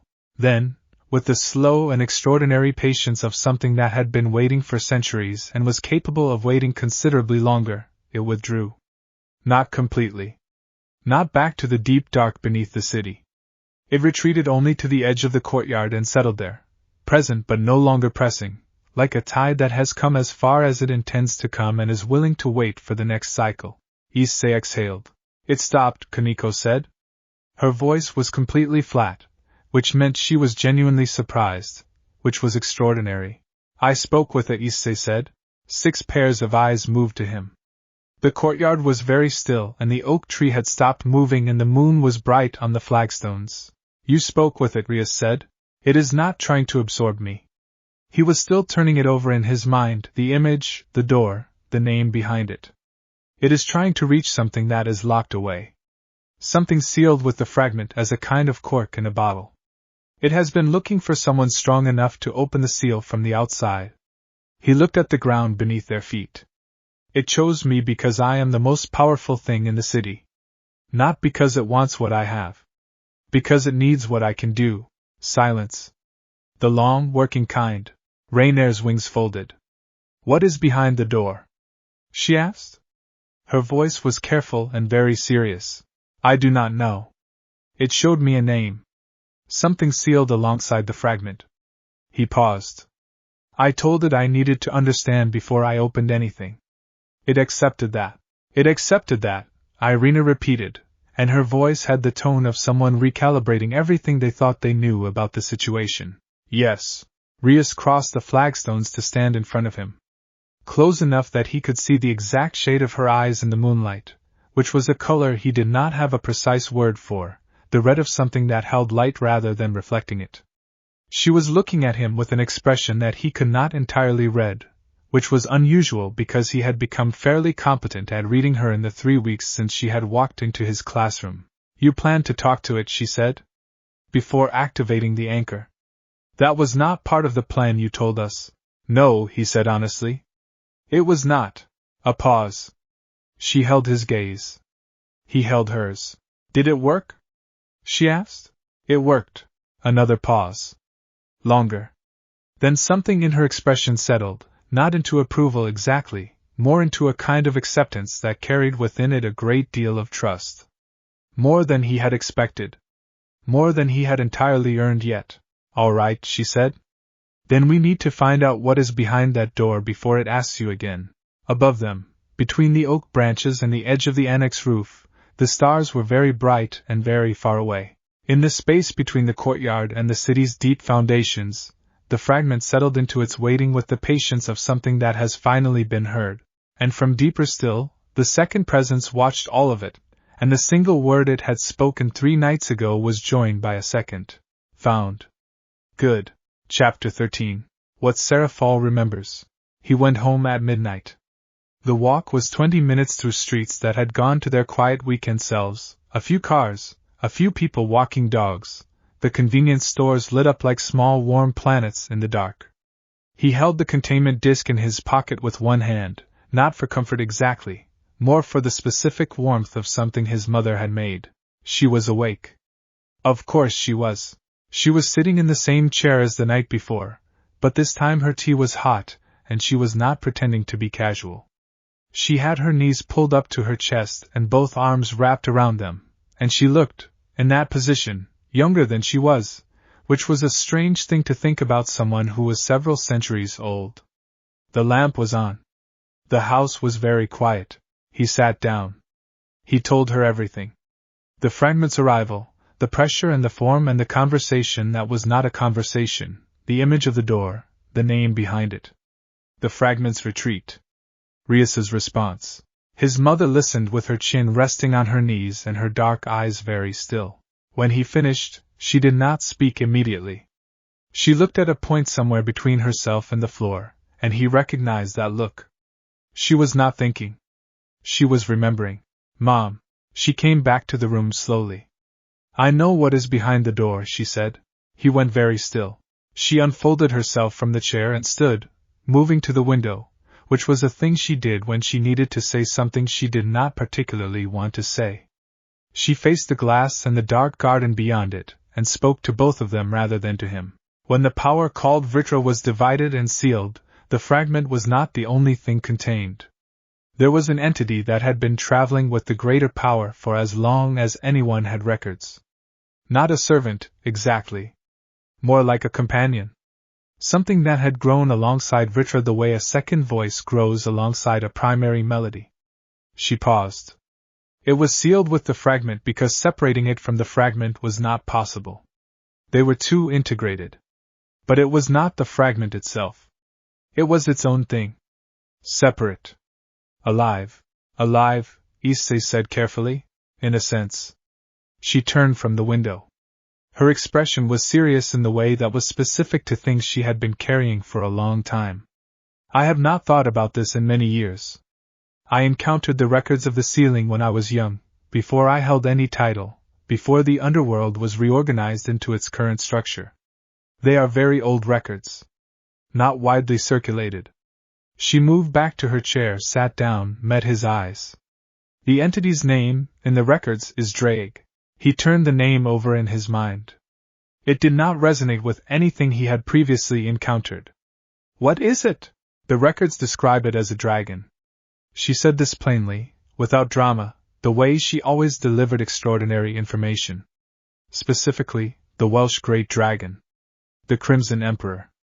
Sealed inside the fragment as the only containment strong enough to hold something of its nature, because even divided from Vritra, even diminished, a dragon of that lineage is not something that could be put in an ordinary seal and expected to stay. The room was very quiet. "A dragon," Issei said. "A dragon." "Yes." She watched him carefully. "It has been sealed for centuries. It is not dead. It is not sleeping in the way ordinary things sleep. It is waiting, the way something waits when it has chosen to wait because there is nothing else available, and it is too large and too old to be simply frightened." She paused. "And the fragment, which has been its only company for all of that time, has been trying to find a way to free it. Because that is what it was designed to do. It was not a weapon. It was a lock, and its function, its only function, was always to eventually open." He thought about the door in the image the fragment had shown him. Old, enormous, locked from the outside. He thought about what was behind it, waiting with the patience of something that had nothing else to do but be patient. It will be dangerous, he said. It may be, his mother said. Or it may be exactly what the records suggest it is. Not malevolent. Not a destroyer. A being of extraordinary power that has been contained without its consent for reasons that made sense to people who have been dead for a very long time. She folded her hands in her lap. I do not know which it is. The records are incomplete. But I know that the fragment will not stop asking, and I know that eventually it will find a way to ask more loudly, and when it does, what happens next will depend entirely on how you have chosen to approach it by then. Issei looked at his hands. I told it I needed to understand before I opened anything, he said. And it accepted that. Yes. His mother's voice was quiet and very careful. Which means that whatever is inside that seal, it is capable of patience. And patience, in a thing of that power, is either an excellent sign or a terrible one. She looked at him steadily. You will have to determine which. He nodded slowly. Tell Rias Gremery, his mother said. Tell all of them. They deserve to know what they are standing beside. He thought about Rias accepting his unauthorized deviation from the plan with something that looked a great deal like trust. I will, he said. He went upstairs. He lay in the dark with the name Drake sitting at the center of his thoughts like a stone at the center of a pool, sending its circles outward through everything else. His phone buzzed once. He picked it up. It was from an unknown number, but the message was 3 words long and required no identification beyond itself. The message said, I heard you. The phone display stayed lit in the dark for a long time after he set it down. Chapter 14. The Dragon in the Frequency. Sunday was the kind of autumn day that felt like a gift, cool and golden clear, the sky the deep blue of something that has been washed very thoroughly. Issei spent the morning at the kitchen table with his mother's oldest reference books spread around him, 3 of them in languages he could read and 2 in scripts that he needed her to translate in real time as she came and went from the kitchen. They worked like this for 3 hours, passing information back and forth, building a picture of Drake from fragments of records that had been written by people with very different agendas and very different levels of direct knowledge. What emerged was this Drake had not been sealed willingly. The records that were honest about this said so plainly. It had been subdued and contained because 3 of the most powerful entities of its era had worked together to do it, and even so it had taken a very long time, and cost each of them something they had not fully recovered from. The records that were less honest described the sealing as a necessary measure for the protection of the world, which Issei's mother translated from the formal language as meaning that something very powerful had done something that frightened other very powerful things, and so they had removed it from the situation as efficiently as they could manage. What did it do? Issei asked. His mother ran a finger down the edge of the oldest text. It burned a city, she said. But not randomly. Not out of destruction for its own sake. The city was the seat of someone who had imprisoned something that Drake considered under its protection. She paused. The records are very clear that the people who sealed it were not in agreement about whether it deserved to be sealed.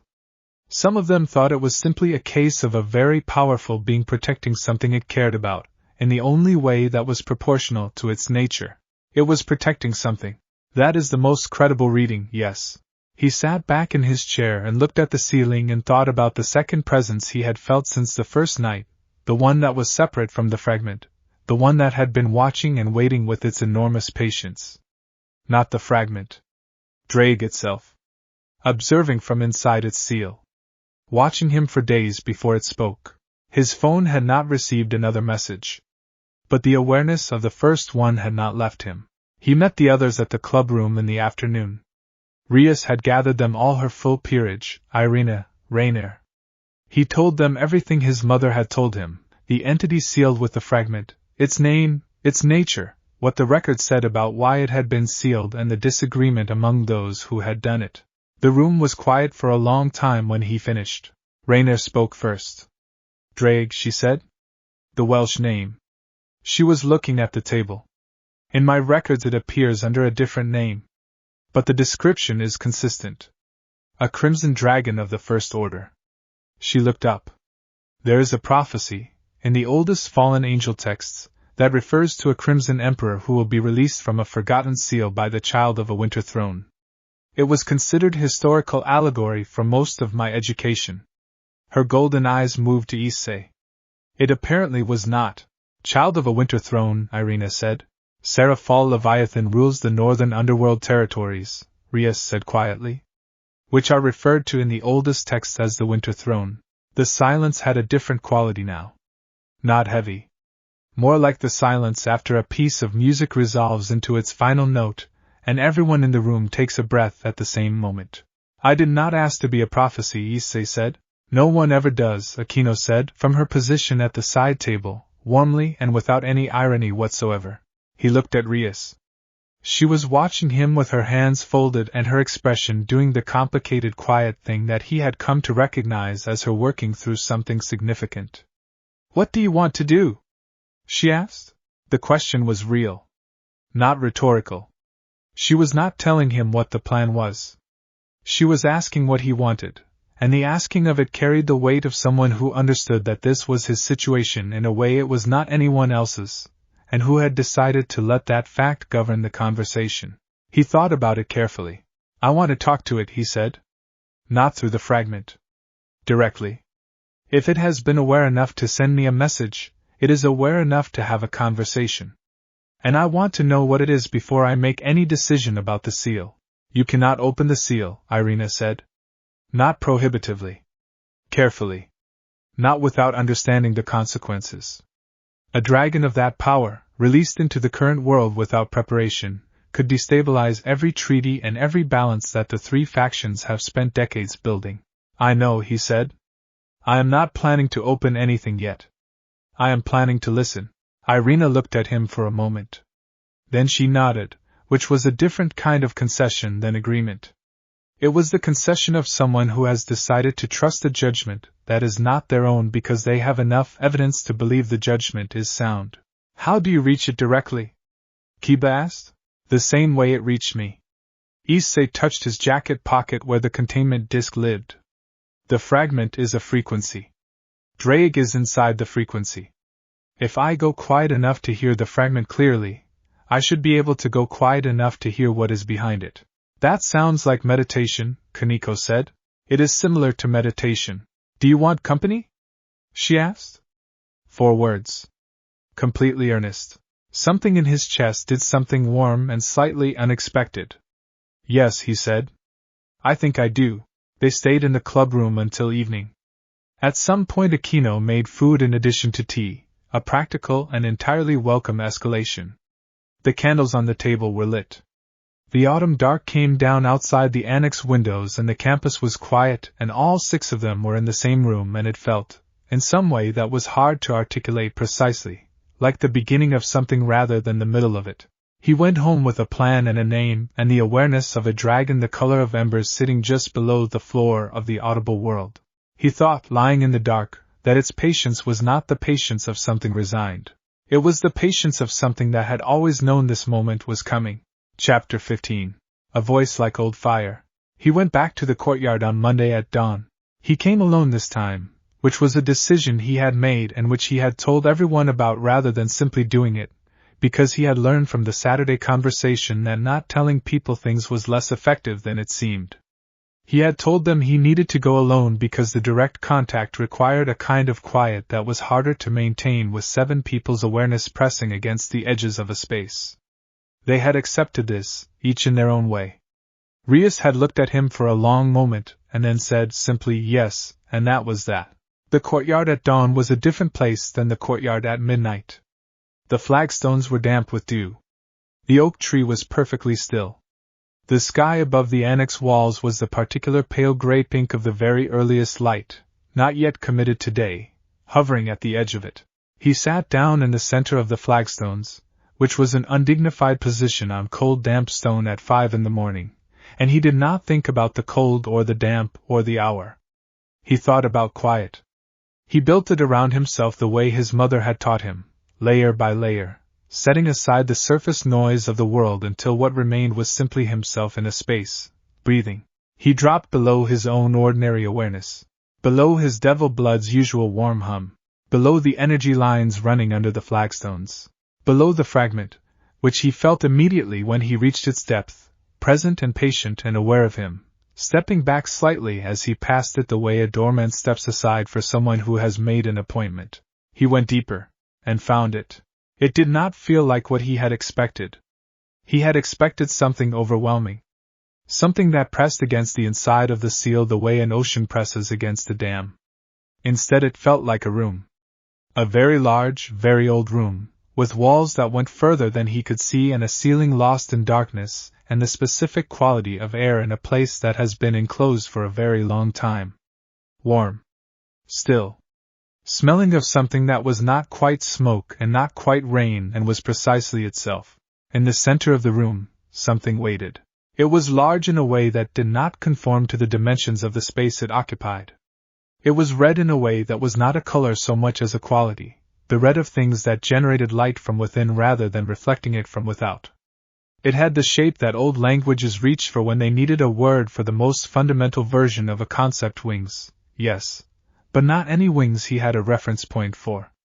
Eyes, yes, 2 of them, open and looking directly at him, the yellow gold of things that burned at their core. It looked at him for a very long time. Then it said, in a voice that lived in the same register as the frequency below hearing but had decided to make itself translatable: "You took longer than I expected." He held himself very steady. "Good morning," he said, in the same register. A pause. Then, in the quality of the warmth that filled the room, something shifted that might have been amusement in a thing that had its own relationship to humor. "Good morning," it replied. He asked the questions he had come with. "What are you? What do you want? What will you do if the seal opens?"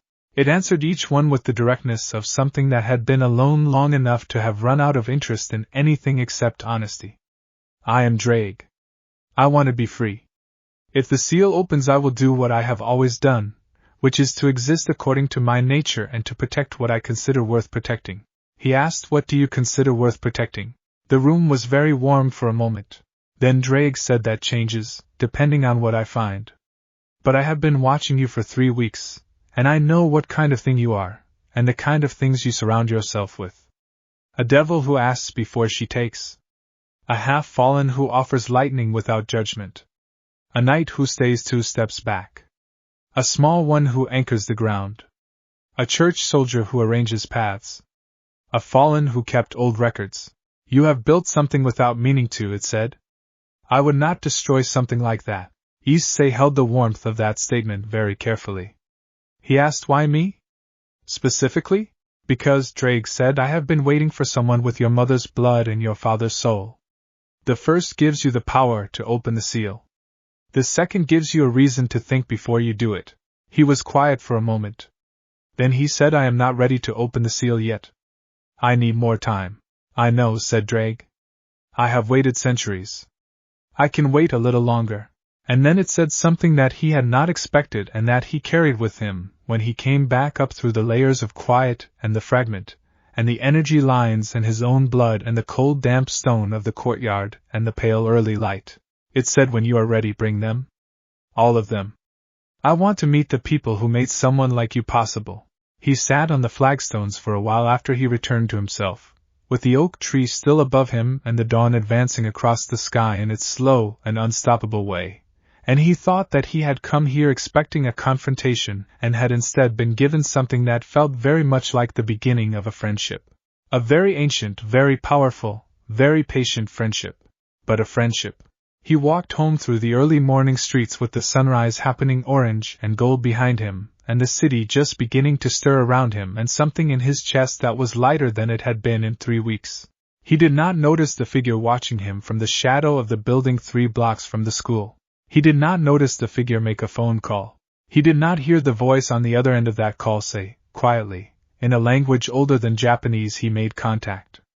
Initiate the second phase. He did not know, walking through the gold October morning, that someone else had been watching him just as long as Drake had. And their patience was not the patience of a dragon who had decided to wait. It was the patience of something that had already decided what came next. Chapter 16. The shape of a shadow. He told them about the figure the next morning. He had turned it over all night, the shape in the building's shadow, the phone call, the voice speaking in an older language than Japanese. He had considered not mentioning it, the instinct toward containment that his mother had built into him across 17 years, the reflex to hold uncertain information until it was certain. But he had also decided, somewhere between 3 in the morning and sunrise, that the instinct toward containment and the instinct toward protecting the people around him were not the same instinct, and confusing them would eventually cost something he could not afford to lose. So he told them. They were in the club room, all 7 of them again, mid-morning on a Monday, with autumn light coming through the old annex windows at the particular angle that turned the dust in the air into something almost beautiful. He described what he had seen with the precision his mother had taught him: position, duration, the moment of the phone call, the quality of the language he had heard across 3 city blocks. When he finished, Irina was the first to speak. She had her notebook open and her pen moving before he was done with the second sentence. "What language?" she asked. "Old," he said. "Very old. I recognize the cadence more than the words. It has the same rhythm as the oldest sections of my mother's reference texts. The ones she says predate the current underworld organization by several centuries." Irina wrote something. "Enochian would fit that description," she said without looking up. "Or its predecessor dialect. The church has records of both." She paused. "If someone is using that language for a phone call, they are either very old themselves or they were trained specifically in something that most practitioners no longer bother with. Neither option is comfortable," Kiba observed from his position by the window. "No," Irina agreed. Rainier had not moved since Issei began speaking. She was sitting with her elbows on the table and her chin resting on her folded hands, and her golden eyes had the quality they got when she was running through her memory of old records the way a person runs a finger down a list. "Second phase," she said. That was the phrase. "Initiate the second phase." "Yes. Which implies there was a first phase." She lifted her gaze from the middle distance and brought it to Issei. "The fragment. The awakening. The way it moved toward you specifically rather than simply surfacing randomly."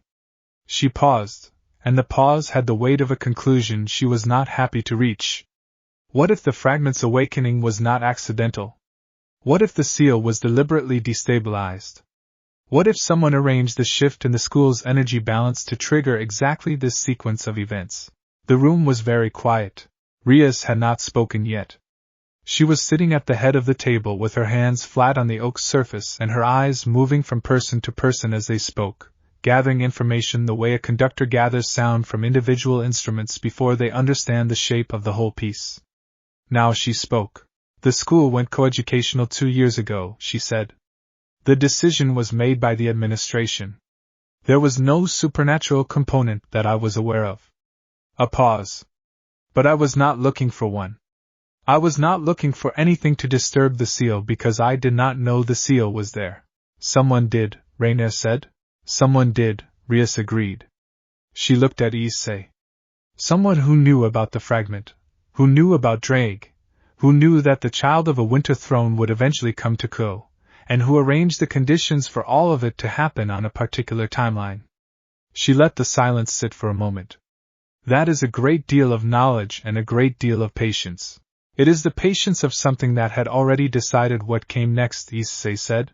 He saw Aquino glance at him sideways from the side table, recognizing the echo of what he had said the previous night. "The question is what they want the second phase to accomplish," Kaneko said. She had put her book down on the table, which was, by her standards, the equivalent of standing and raising her hand. "The first phase was getting me to make contact with Drake," Issei said. He had been thinking about this all morning. "The second phase is presumably what comes after that. Either they want the seal opened, or they want it to appear that I am opening it, or they want something that requires me to be in a specific state of involvement with Drake before they can act." "Any of those requires you to be the center of it," Rias said. "Yes." She looked at him steadily. Her expression had the quality of someone making a decision that they have been approaching from a long distance. "Then we need to find who the second watcher is before they decide the second phase has begun. And we need to do it without alerting them that we know they are there." "How?" Kiba asked. Rias glanced at Rainier. Rainier glanced at Irina. Something passed between all 3 of them that had the quality of people who come from different worlds discovering that their worlds, despite everything, have compatible angles. We reverse the observation, Rainier said. If they have been watching Issei, then Issei continues to be the visible thing. And the rest of us find them. Issei looked at her. I continue to be the bait. You were always the bait, Rainier said, with a directness that was not unkind. The difference now is that you know it, and they do not know that you know it. He considered this for a moment. Then he nodded. Outside the annex windows, the October morning continued in its gold, and indifferent way. Somewhere in the city, a figure was moving through streets that did not know it, carrying information about a boy who had talked to a dragon at dawn and walked home through the sunrise without looking behind him. The figure did not know that the boy had been trained by Serafall Leviathan, and Serafall Leviathan had always taught him to look behind him. He had simply chosen not to on that particular morning. He did not intend to make that choice again. Chapter 17. Rias at the window. They divided the search by territory and by competence, which was Rias's word for it, and which Issei thought was the most efficient possible framing of what was actually a complicated negotiation about who trusted whom to cover which ground. Irina took the church's information network, which she described as extensive, and which Issei suspected was an understatement of the kind that highly trained people use when they do not want to explain how extensive. Rainier went back to her older records and to a contact she named only as someone with access to things that should not still exist. Kaneko and Kiba worked the city's supernatural perimeter, two people who moved through it without drawing the particular kind of attention that either Issei or Rias would draw simply by being present. That left Issei and Rias and Aquino in the club room for the afternoon, which was, in practice, not very different from how many afternoons had looked since the beginning of the school year, except that now the quiet between them had a different quality. More settled. More specific. Rias was at the window when he came back from getting the tea that Aquino had asked him to retrieve from the small supply cabinet across the hallway. She was standing with one hand on the frame and her eyes on the school grounds below, and she had the look of someone who is seeing something other than what is in front of them. He set the tea things down on the side table. He did not say anything. He had learned, in the past 2 weeks, that Rias thought best when she was not being prompted, that she was the kind of person who needed the space around a thought to be kept clear and quiet in order to follow it to its end. After a while she said, without turning from the window, my brother knows something is happening here. He came to stand nearby, not quite beside her, not quite at a distance. Sirzix, he called last night. He was very casual about it, which is how he is when he is not being casual at all. The corner of her mouth moved briefly. He asked how school was going. He asked whether my peerage was well. He asked, as if it were an afterthought, whether I had noticed anything unusual in the city's energy patterns. What did you tell him? That everything was fine. She turned from the window. Her expression was serious and self-aware about it, the expression of someone who knows exactly what they are doing and has decided to do it anyway. Which is not entirely true. But it is true enough that it is not a lie. She looked at him. My brother is the most powerful devil alive. If I tell him that there is an ancient dragon sealed beneath Ko and that someone is orchestrating events around the son of Serafall Leviathan, he will come here himself. And if he comes here himself, this stops being something that I am handling and becomes something that the 4 Satans are handling. And you want to handle it, Issei said.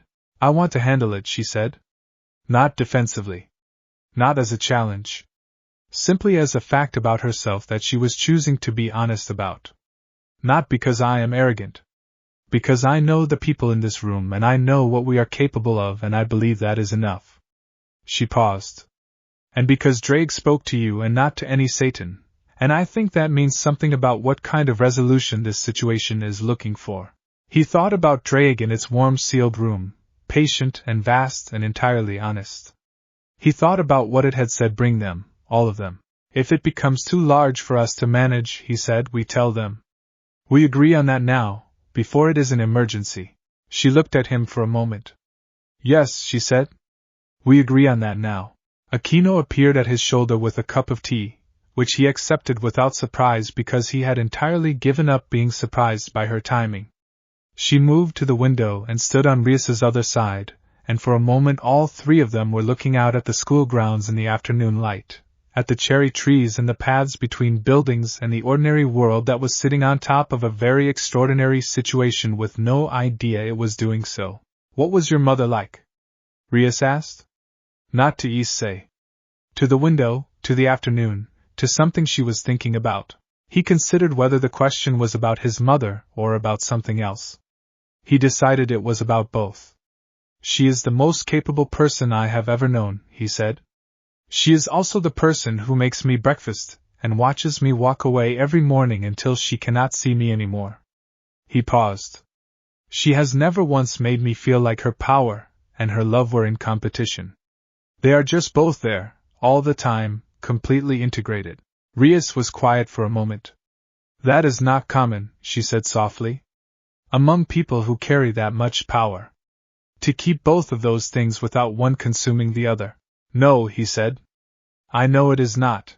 She turned from the window and went back to the table and picked up the thread of the afternoon's work, and the moment folded itself away into the ongoing texture of the day. But something about the quality of her attention toward him had shifted slightly, imperceptibly to anyone who had not been paying close attention. Aquino had been paying close attention. She caught his eye across the room, and the warmth in her expression was full of something that was not quite amusement, and not quite approval, but lived comfortably between them. He went back to work. At 4 o'clock, Kaneko sent a message from across the city. 3 words, because she had decided 3 were necessary, found something. Come. Chapter 18. The Building That Remembered.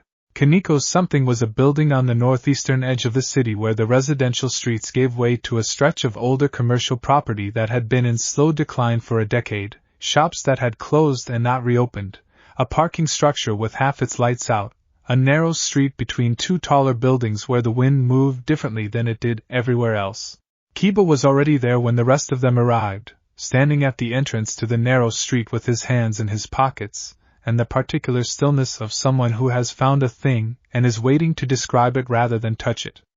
Kaneko was 10 meters down the street, standing very still with her eyes half closed and both palms facing the ground, reading the space the way she read everything, through the soles of her feet and the surface of the air and whatever internal faculty she had that translated sensation into knowledge. They gathered at the entrance to the street. Rias took 1 step in and stopped. Issei watched her face and saw the moment she felt it. Presence residue, she said quietly. Something was here regularly. Regularly enough to leave an impression. Multiple visits, Kiba confirmed. We both felt it from the street. That is what drew us in. Rainier moved past both of them with the unhurried precision of someone who knows what she is looking for and has a reliable method of finding it. She crouched beside the wall of the left-hand building and ran 2 fingers along the base of the stone. When she straightened, her expression was the specific kind of control that indicated she was managing a reaction. Sigils, she said. Extremely old. Worn to near invisibility but structurally intact. She looked at Irina. You will recognize the script.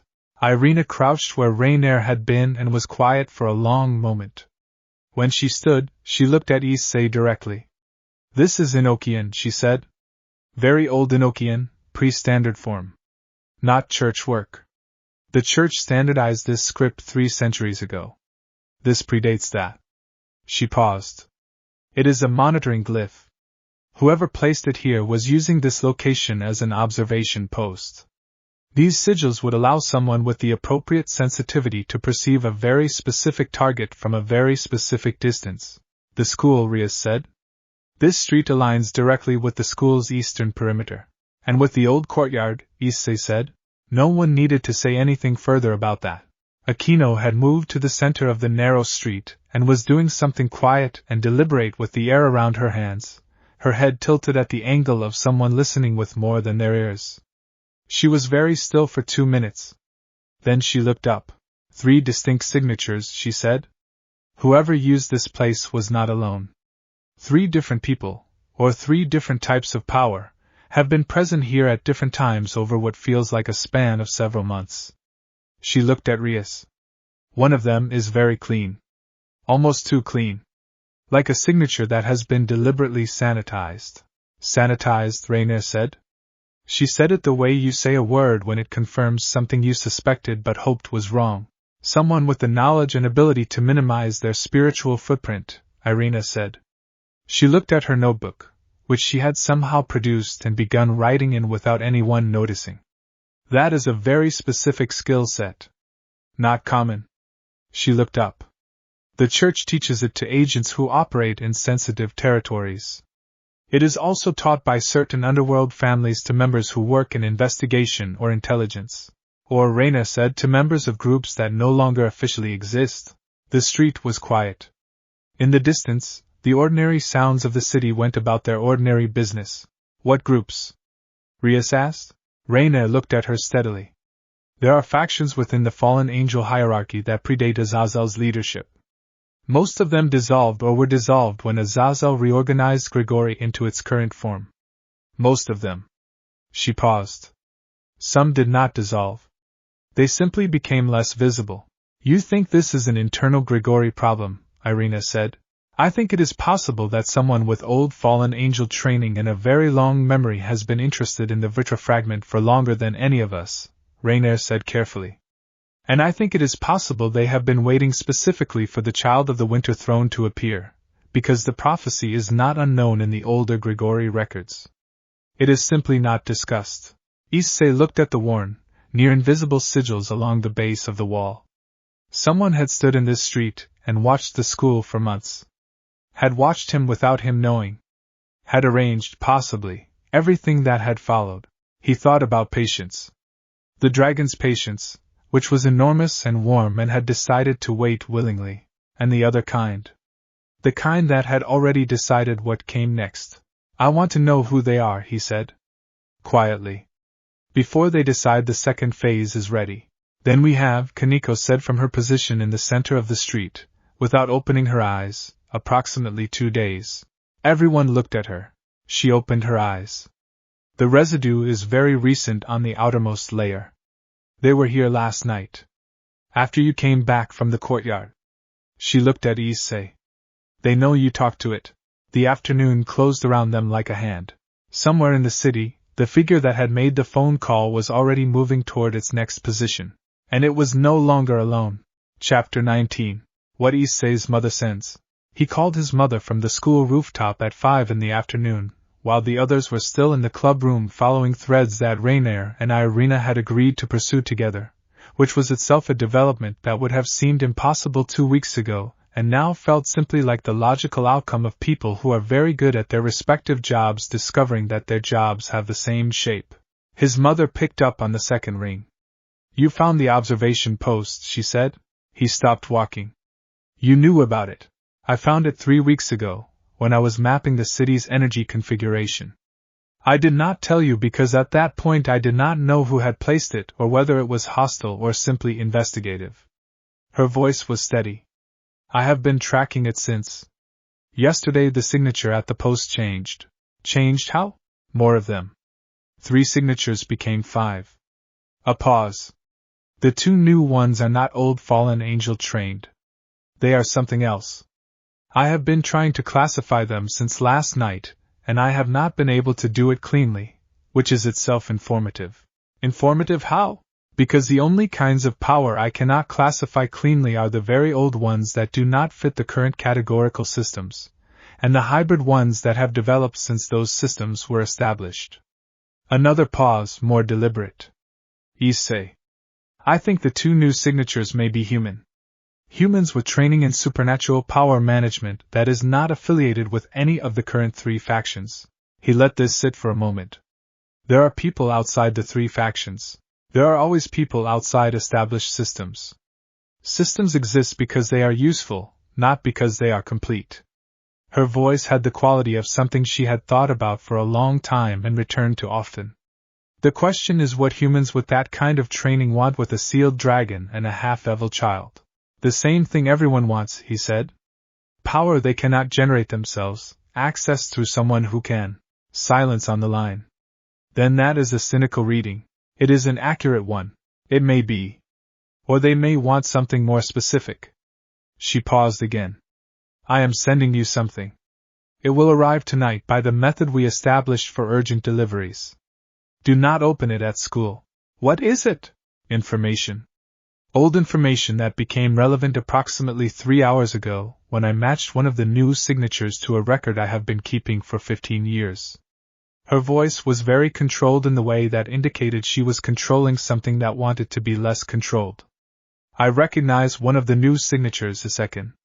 I have seen it before. A very long time ago, in a context that I will explain in the materials I am sending. He gripped the phone slightly tighter. Is it dangerous? I do not know yet. She never said things she did not know as if she knew them. It was one of the things he relied on most about her. That is why I am sending you the information rather than a directive. I want you to read it and tell me what you think. All right, and Issei. Her voice softened into the register that lived below the ruler and above the silence. Tell Rias Gremery. Whatever I send. Tell her. He looked at the city spread out below the rooftop, the October afternoon going gold and long-shadowed across the buildings and streets, the ordinary world still going about its business on top of everything that was happening underneath it. I will, he said. He went back downstairs.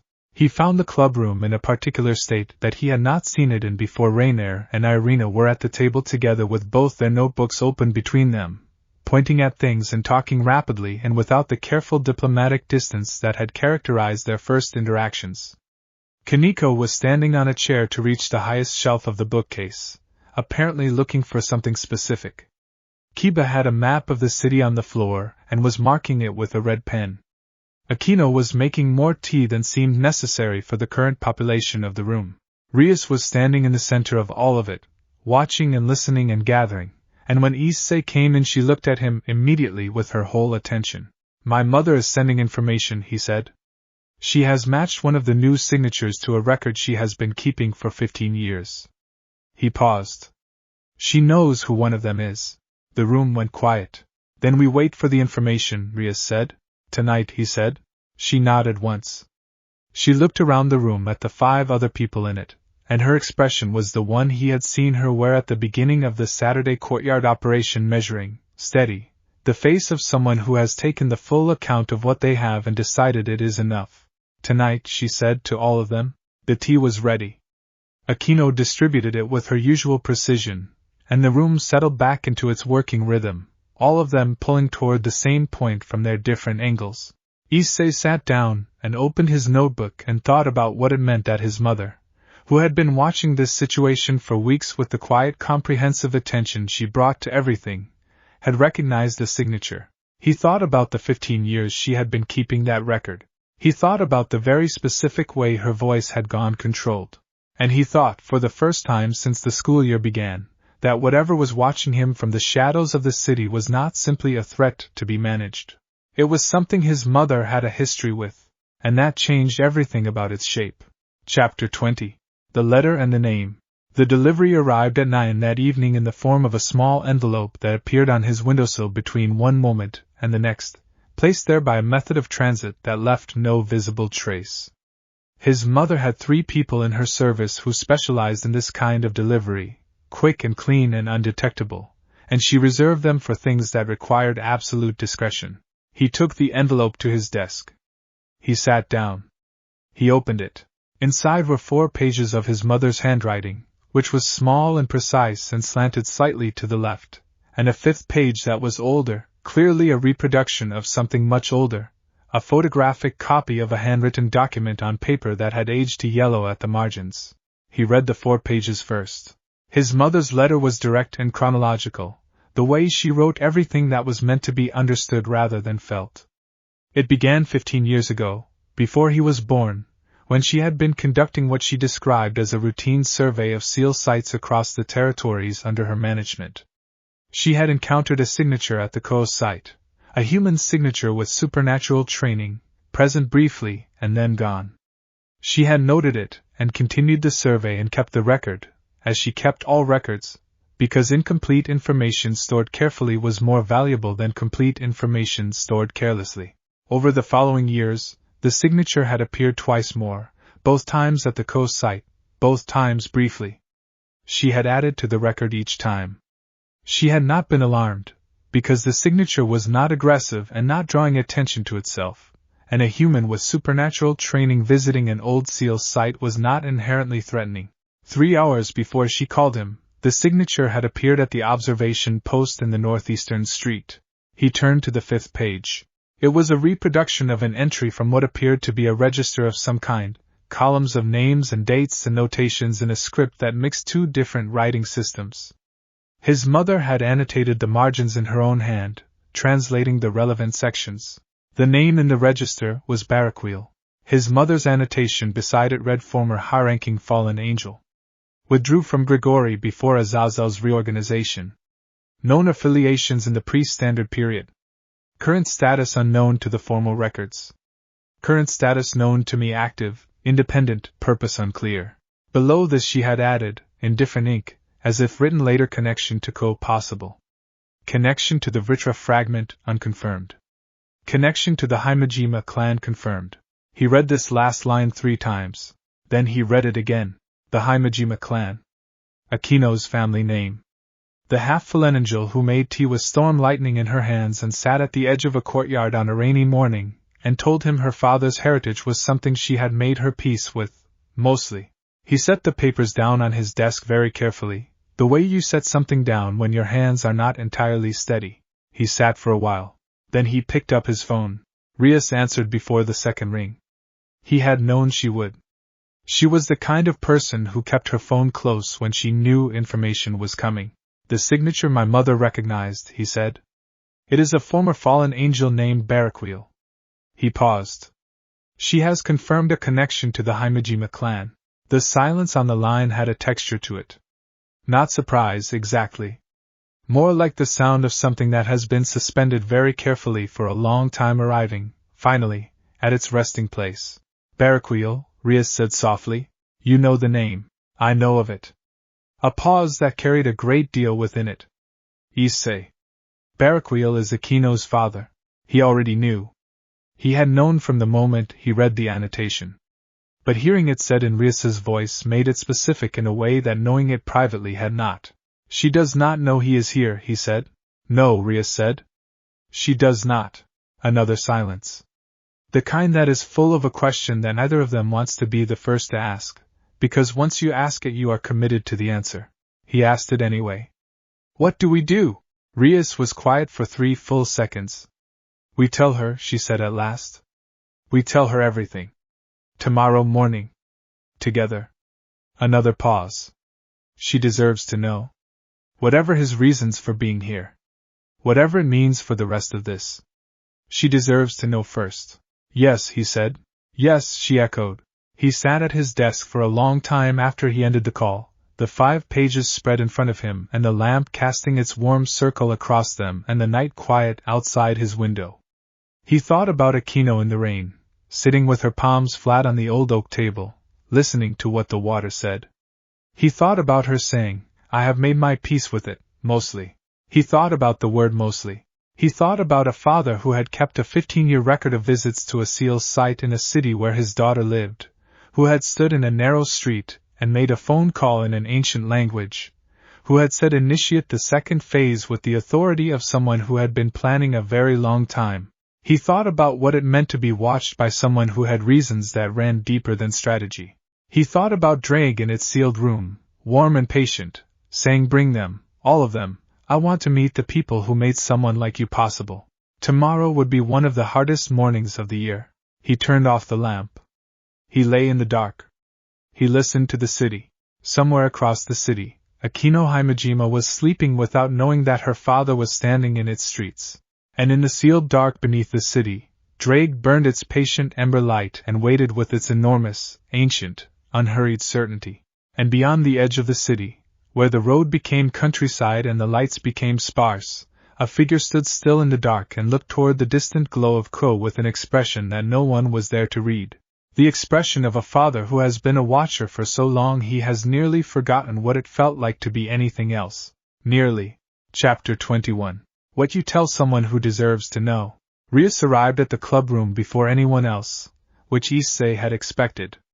He arrived second, which she had apparently also expected, because she had 2 cups of tea already made and waiting on the table, and she did not look up when he came through the door, simply gestured at the chair across from her with a motion that was entirely without ceremony. He sat down. He set his mother's 5 pages on the table between them. She looked at them but did not reach for them yet. How do we do this? She asked. It was the right question, and he had been thinking about it since he woke at 5 in the morning, and could not go back to sleep. Directly, he said. All of it, at once. Not built up to. Not softened. She will know if we are handling her, and she will not appreciate it. Rias nodded slowly. Yes, she said. That is who she is. They drank their tea. The club room was very quiet in the early morning, the candles not yet lit, the October light coming through the windows in long pale rectangles that lay across the floor like open doors. Outside, the school grounds were empty except for a single bird moving across the wet grass with the focused purposefulness of something that has decided where it is going. She said she made her peace with her father's heritage, Issei said. Mostly. I remember, Rias said softly. What do you know about what happened between them? Rias set her cup down. She looked at the table for a moment in the way she looked at things when she was deciding how much of what she knew was hers to share, and how much belonged to someone else's history. Akino's mother was human, she said finally. A member of the Himejima clan, one of Japan's most powerful Onmyoji families. She and Baraquiel had a relationship that was, by everything Akino has told me, genuine. They had Akino together. She paused. Her mother was killed when Akino was young. By people who blamed Baraquiel for drawing dangerous attention to the Himejima line. Akino survived. Baraquiel disappeared. Another pause longer. He did not come for her. After. He knew she had survived, and he did not come. The morning light lay across the floor, and the bird outside moved on, and the club room held its quiet. She was alone for a long time, Issei said. Yes. Until I found her. Rias said this plainly, without pride, the way you state something that is simply the history of how things are. She was 14. She was surviving entirely on her own capacity, which was considerable, and on a ferocity that I suspect she developed specifically because it was the only armor that worked. Issei thought about the warmth Akino brought to every room she entered. The tea, always exactly right. The full attention, the kind that made you feel your words mattered as much as they actually did. The ozone smell that clung to her like weather she carried from inside. He thought about the particular quality of warmth that is built specifically over the place where something cold used to be. The door opened. Akino came in. She was wearing her school uniform and her hair was pinned with 2 lacquered sticks, and she had, as she always had, the quality of someone who enters a room ready to make it better. Then she saw their faces and the quality shifted, not to fear, to a very precise attention, the kind that has learned to read small signals because small signals were historically the only warning available. Something happened, she said. Not a question. Sit down, Rias said gently. Please. Akino sat. She folded her hands on the table in front of her, very still, and looked at both of them with the patience of someone who has decided to receive whatever is coming rather than run from it. Issei pushed his mother's pages across the table. My mother has been tracking the observation post in the northeastern street, he said. She matched one of the signatures to a record she has been keeping for 15 years. He held Akino's gaze steadily, because she deserved to receive this looking at someone who was not flinching from it. The signature belongs to a former fallen angel named Baraquiel. My mother has confirmed a connection between Baraquiel and the Himejima clan. He let the silence do what it needed to do. Akino looked at the pages on the table. She did not reach for them. She looked at them the way you look at something you have been half expecting for so long that its arrival is both a surprise and the opposite of one simultaneously. He is here, she said. Her voice was entirely level. This levelness was the most heartbreaking thing in the room and everyone present knew it. Yes, Issei said. He has been watching. For months, possibly. Since before the school year. Akino's hands on the table were perfectly still. The air in the room smelled very faintly of ozone, so faint that you might have missed it if you had not learned to notice it. It came and went with her breathing. Does he know I am here? She asked. I do not know, Issei said honestly. My mother's records show the coast site as his interest. Whether he knows about the school specifically, about you specifically, we cannot confirm yet.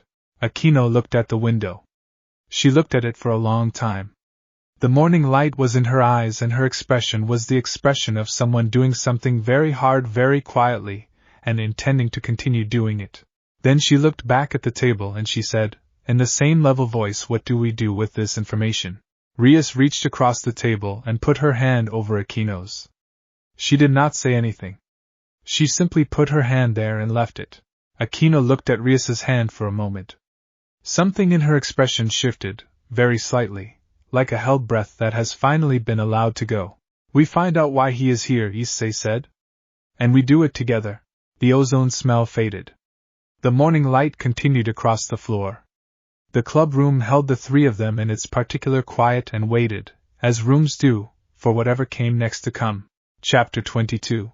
The Ones Who Arrive Uninvited.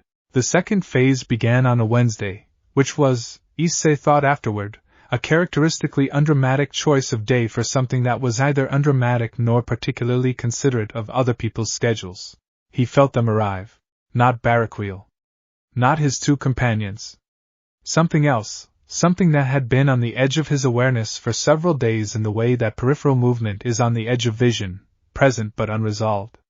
He was in his third period class when it sharpened from peripheral to specific, and he was out of his seat and at the door before he had made a conscious decision to move. His teacher said his name in a tone of reproach that he did not stay to hear the end of. He was in the corridor, phone to his ear. Rias picked up before the first ring completed. "I feel it," she said, which meant she had felt it too and had been waiting for him to move first, which was either courtesy or caution and was probably both. "Where?" he said. "Eastern perimeter. Near the fence. 3 of them." A pause, the rapid kind. "They are not from any of the factions we have been tracking. The signature is completely different. It is heavier than anything I have felt in this city." He was already moving toward the east side of the school, taking the corridor that ran along the back of the main building, the one that most students avoided because it was long and poorly lit and smelled of old wood. "Get everyone to the courtyard," he said. "The energy lines will give us the same anchoring as Saturday." "Already sending the messages," she said. "Issei."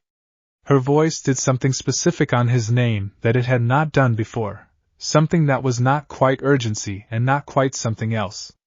"Be careful until we get there." He did not answer that, because answering it felt like promising something he could not guarantee, and he had decided early in his life that promises he could not keep were worse than silence. He ended the call and put his phone away and pushed through the door at the end of the corridor into the pale October morning. They were exactly where Rias had said. 3 figures at the eastern fence, standing with the unhurried confidence of people who have decided that the place they are standing belongs to them simply because they are standing in it. They were large, all 3 of them, in the specific way of things that were not quite human in their proportions, wearing long coats that moved wrong in the wind, as if they were not entirely subject to it. The one in the center was the largest. It had a face that was almost human, almost, the way a very precise copy of something is almost the original. Its eyes, when it looked at him, were the flat reflective silver of mirrors. "Hayate Issei," it said. It had clearly been given his name by someone who expected the name to explain everything, and it was waiting for him to confirm. "Yes," he said. He stopped at 10 meters, which was far enough to give him reaction time and close enough to demonstrate that he was not retreating. "We are here for the seal," the figure said.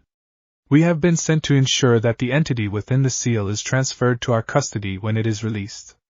You will open the seal and we will take custody of what emerges." It said this with the flat certainty of something reciting instructions it has not questioned because questioning instructions is not part of its function. "Sent by whom?" Issei asked. The figure did not answer this. Answering that question was apparently also not part of its function. "I am not going to open the seal," Issei said. "Not for you. Not today. Not without knowing who you work for and what you intend for what comes out." The figure tilted its head at exactly the angle that things tilt their heads when they are computing whether persuasion is worthwhile and concluding that it is not. The 2 flanking figures spread apart slightly, a tactical adjustment, widening their angle. Issei felt the courtyard behind him begin to fill. He did not look behind him. He kept his eyes on the 3 figures. But he felt them arrive, one by one, taking positions with the practiced ease of 7 people who had spent the past 2 weeks learning how each other moved. Rias to his right. Kiba to his left.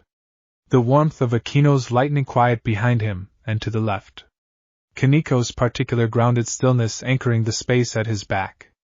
Irina's contained readiness on the right flank. Rainer's Wingshadao on the wall. He felt all of them and felt them feeling him and felt the way the group settled into itself when it was complete, the way a chord resolves when the last note is added. 7 of us, he said to the figure with the mirror eyes. And we know this ground. And we are not moving. The figure looked at him for a moment. Then it looked at the space behind him, registering the full assembly. Its mirror eyes reflected the school building and the October sky and 7 people who had decided, for different reasons and from different directions, that this was worth standing for. The figure said something in a language he did not recognize. The 2 flanking figures moved, and the morning stopped being quiet. Chapter 23. The Sound of 7. He had never fought alongside all of them before. He had sparred with Kiba. He had practiced forms alone in the gymnasium. He had felt their presences in the courtyard at night, arranged around him like the points of a compass. But fighting was different from presence. Fighting was information delivered at speed, in the body, in real time, with no margin for misreading.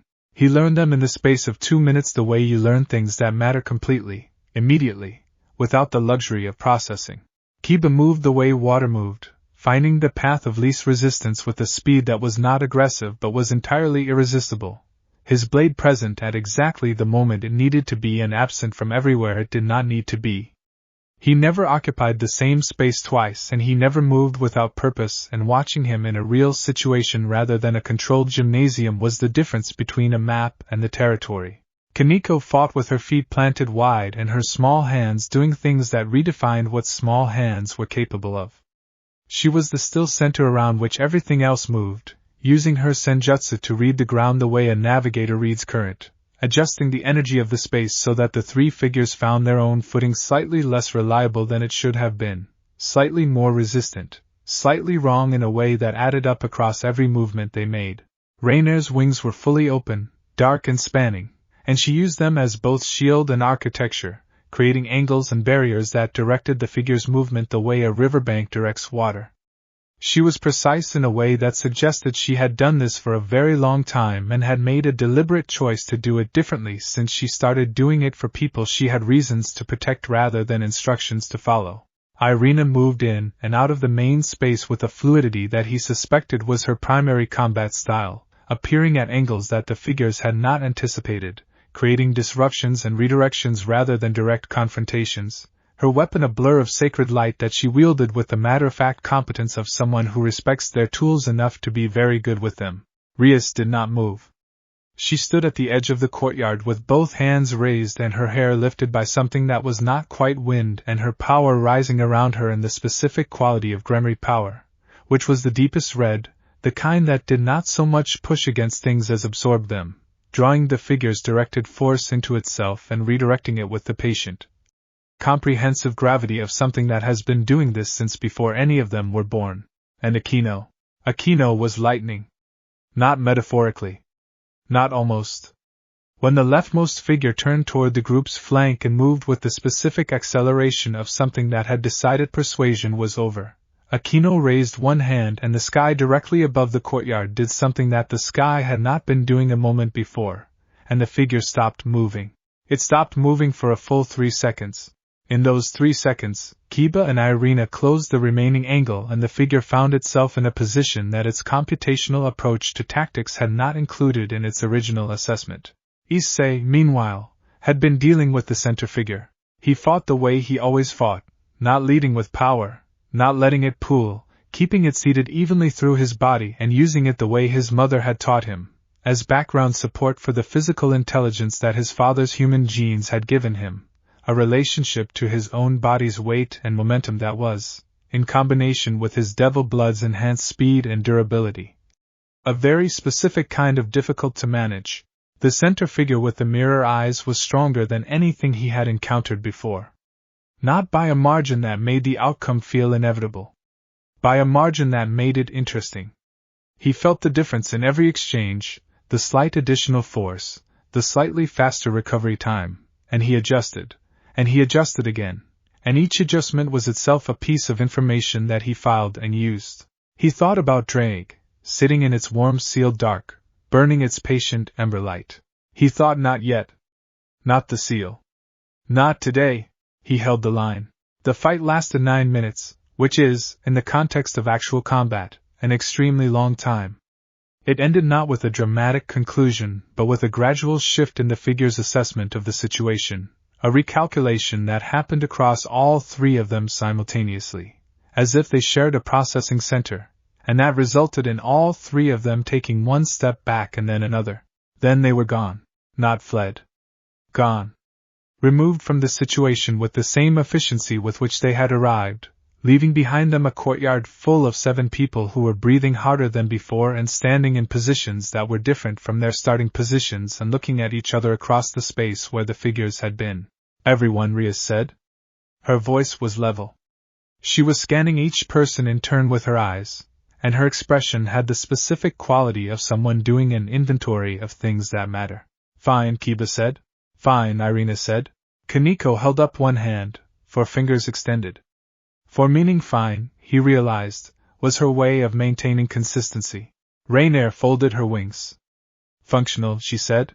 Akino was already beside him. He had not seen her move. You are bleeding, she said, very quietly, looking at his left forearm where the center figure had landed one exchange that he had not redirected completely. He looked at it. Small. Manageable. I know you know, she said, and produced a cloth from somewhere in her uniform jacket and pressed it against the cut with a steadiness that was entirely at odds with the fact that she had been calling lightning out of the sky approximately 4 minutes ago. Knowing does not mean you should not let someone help. He looked at her. She was looking at the cut with the focused attention she brought to everything, and the morning light was in her hair, and the ozone smell was still present around her.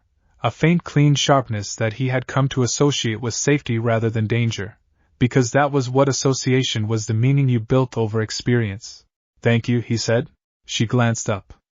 Something in her expression was warm in the specific way of warmth that lives just this side of something else, something that is being held carefully in place by mutual and unspoken agreement. Someone has to, she said, and went back to the cut. From somewhere in the upper air, beyond the roofline of the school annex, something watched the courtyard below. It watched Issei hold his arms still for Akino. It watched Rias count her people. It watched all 7 of them, standing in the aftermath of a fight in the early morning in a school courtyard in a city that did not know any of this was happening. And then the watching thing descended, slowly, from the upper air, and landed on the wall at the edge of the courtyard with the precision of something that has been landing in specific places for a very long time. And it said, in a voice that Akino had not heard in 8 years, you fight well. And Akino's hands went still. Chapter 24. Barraquil. He was tall, with black wings folded tightly against his back and hair that was dark with gray at the temples and a face that carried its age in the way that things carry things they have earned. He wore clothes that were practical and dark and had the worn quality of someone who has been in the field continuously for a very long time. His eyes were dark gold, the color of old ember, and they were, at this moment, on Akino, and the expression in them was one that Issei could not name precisely but could recognize by its weight. Akino had not moved since she heard his voice. Her hands were still on his arm, the cloth still pressed against the cut, and she was looking at the figure on the wall with an expression that was the most unguarded thing he had seen on her face since he met her. Around them, the group had gone very still. Rias was watching Akino. Irina had not moved. Rainier's wings had half spread again, instinctive and then controlled, folding back when she registered who it was. Kiba and Kaneko were simply present, which was the most useful thing they could be. Barraquil stepped down from the wall and onto the flagstones. He moved with care, not with deference, with the specific care of someone who understands that the ground they are stepping onto belongs to other people and is choosing to respect that. I have been watching since August, he said. Not as an apology. As an accounting. He had the quality of someone who has decided to be honest because he is done with the alternative. I knew about the fragment. I have known about it for 20 years. I have been monitoring it since before any of you were involved in this. He looked at Issei. And I have been watching you since before the school year began, because the prophecy was never obscure to me. I wrote a commentary on it for the Grigori records 40 years ago, when I still thought I would be part of an organization that could act on it. Why did you leave Grigori? Rainier asked. Her voice was careful and specific, the voice of someone asking a question they already have a partial answer to and want the remainder confirmed. Disagreements about how to handle certain situations, he said, including what to do with the Vritra fragment and the entity inside it. I believed then, and I believe now, that Drake is not a threat to be managed. It is a being of extraordinary age and power that was sealed without consent by people who were afraid of it, and the correct response is not perpetual containment but dialogue. He paused. Azazel disagreed. We disagreed about a great many things. I left. He had not looked away from Aquino while he said any of this. He was looking at her, and saying these things to everyone and addressing only her, and she was standing very still and looking back at him with an expression that had several things in it simultaneously, and was managing all of them. The three figures, Issei said. Who sent them? Baraquil's expression shifted, the first movement away from Aquino. That was my fault, he said. Directly. Without hedging. There are people within the organization I have been part of since leaving Grigori who do not share my belief in dialogue. They learned that you had made contact with Drake. They moved without my authorization. He looked at the ground where the three figures had stood. I sent them away. It was my intervention that ended the confrontation when it did. Issei thought about the figures recalibrating simultaneously, as if sharing a processing center. A command delivered from outside his field of vision. He had not identified it at the time. He understood it now. You stopped the fight, he said. Yes. Why? Baraquil looked at him, and the expression that had been so carefully held came through the surface of it the way warmth comes through a cold window when the sun hits the right angle. Because, he said very quietly, you were protecting her. He looked at Aquino again. And anything that protects her is not something I am willing to let be harmed. Even at significant personal cost. The courtyard was very still. Aquino took the cloth away from Issei's arm. She held it in both hands. She looked at her father standing on the flagstones of a school courtyard in a city he had been watching from the edges of for months. 8 years, she said. Her voice was level. It was, he thought, the most controlled thing he had heard her say. Yes, Baraquil said. You knew where I was. Yes. You watched. Yes. She looked at him for a very long time. In the silence, the school building around them was waking up, classes beginning, doors opening and closing, the ordinary world doing its ordinary business on the other side of the walls. I am not ready, Aquino said at last, to have this conversation. Not here. Not yet. Baraquil closed his eyes briefly. When he opened them, the expression in them was something that had decided to wait. I know, he said. I will wait. You are good at waiting, she said. Not kindly. Not cruelly. Precisely. He accepted this with a small nod. Rias stepped forward. She looked at Baraquil with the directness of someone whose compassion and her authority occupy the same space without conflict. You are going to tell us everything you know about the fragment, about Drake, and about whoever sent those three here this morning. All of it. Not strategically. Not filtered. Everything. She paused. And then we will decide together what comes next. Baraquil looked at her. Then he looked at all of them, the 7 people standing in the courtyard with the morning around them and the autumn light on the old flagstones. He looked at them the way someone looks at a thing they have been approaching for a very long time, and have finally reached. Yes, he said. All of it. Chapter 25. Everything that has been waiting. They went to the club room.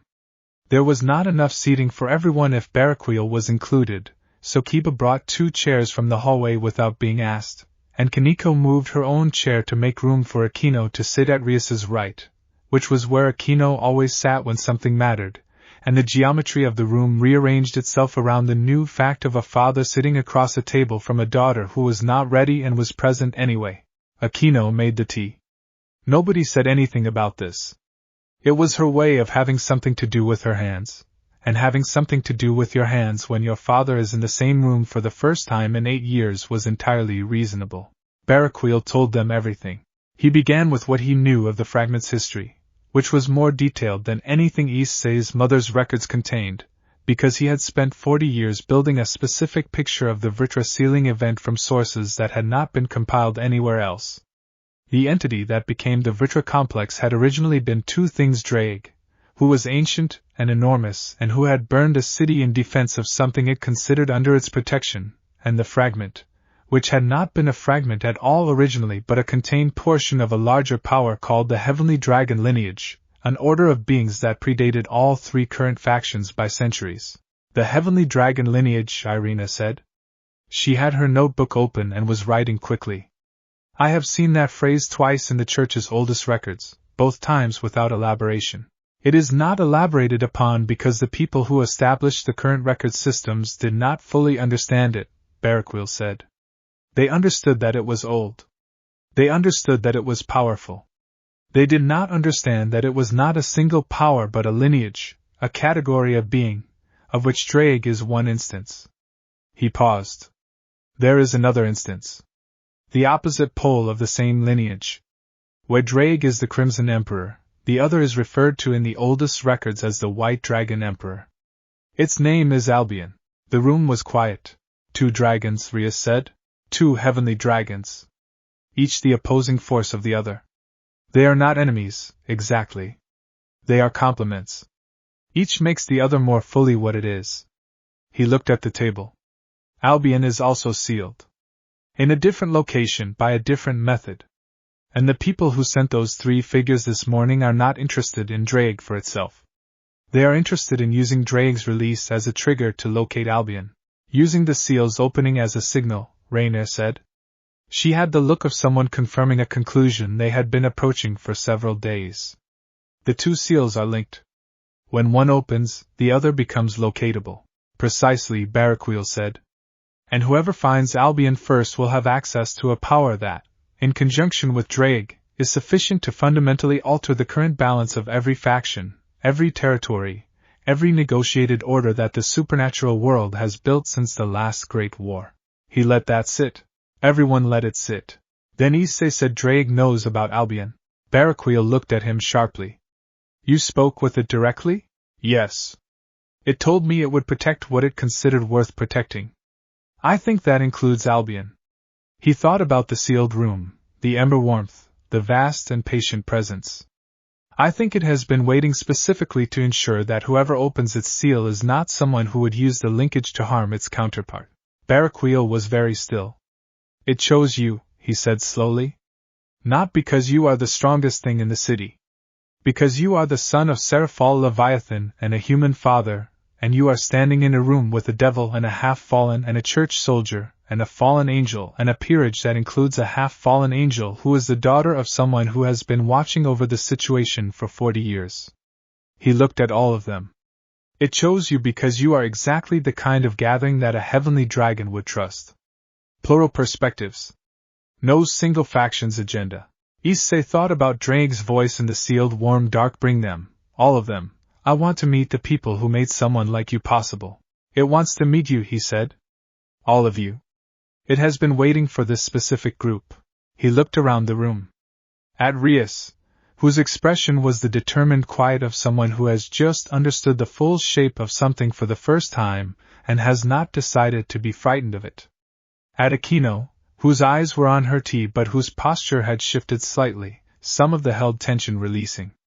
At Kiba and Kaneko, who were already looking at each other with the unspoken communication of 2 people who have known each other long enough to have the same thoughts simultaneously.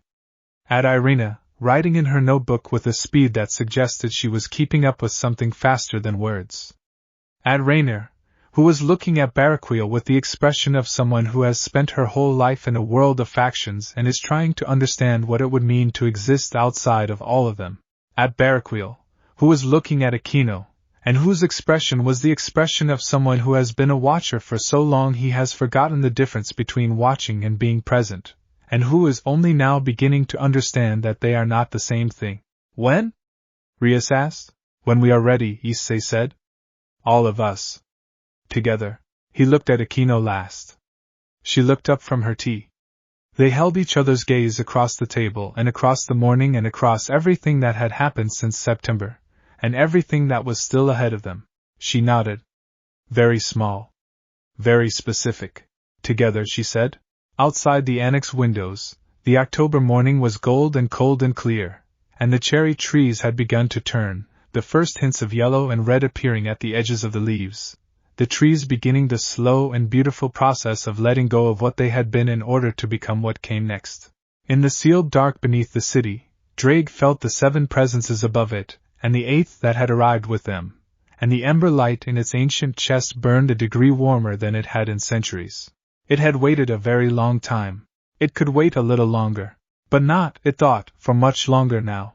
And somewhere beyond the city, in the direction that none of them were yet looking, a second seal trembled in its foundation with the particular resonance of something that has been listening from a great distance, and has just heard, for the first time in centuries, a sound it recognizes. Albion opened one silver eye, and began, very slowly, to wake. Chapter 26. What Serafall Decides to Do. His mother arrived on Thursday. Not by phone. Not by the quiet invisible couriers she employed for urgent deliveries.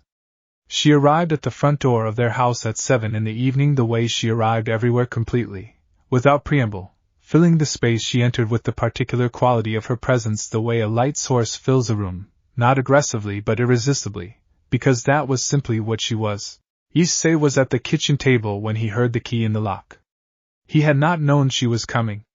The fact that she had not told him was itself a piece of information, because his mother told him things as a rule, and the exceptions to that rule were always meaningful.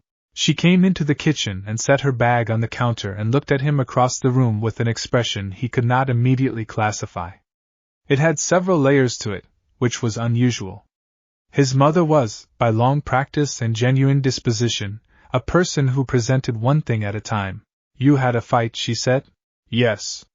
3 figures sent by people within Baraquil's organization who acted without his authorization.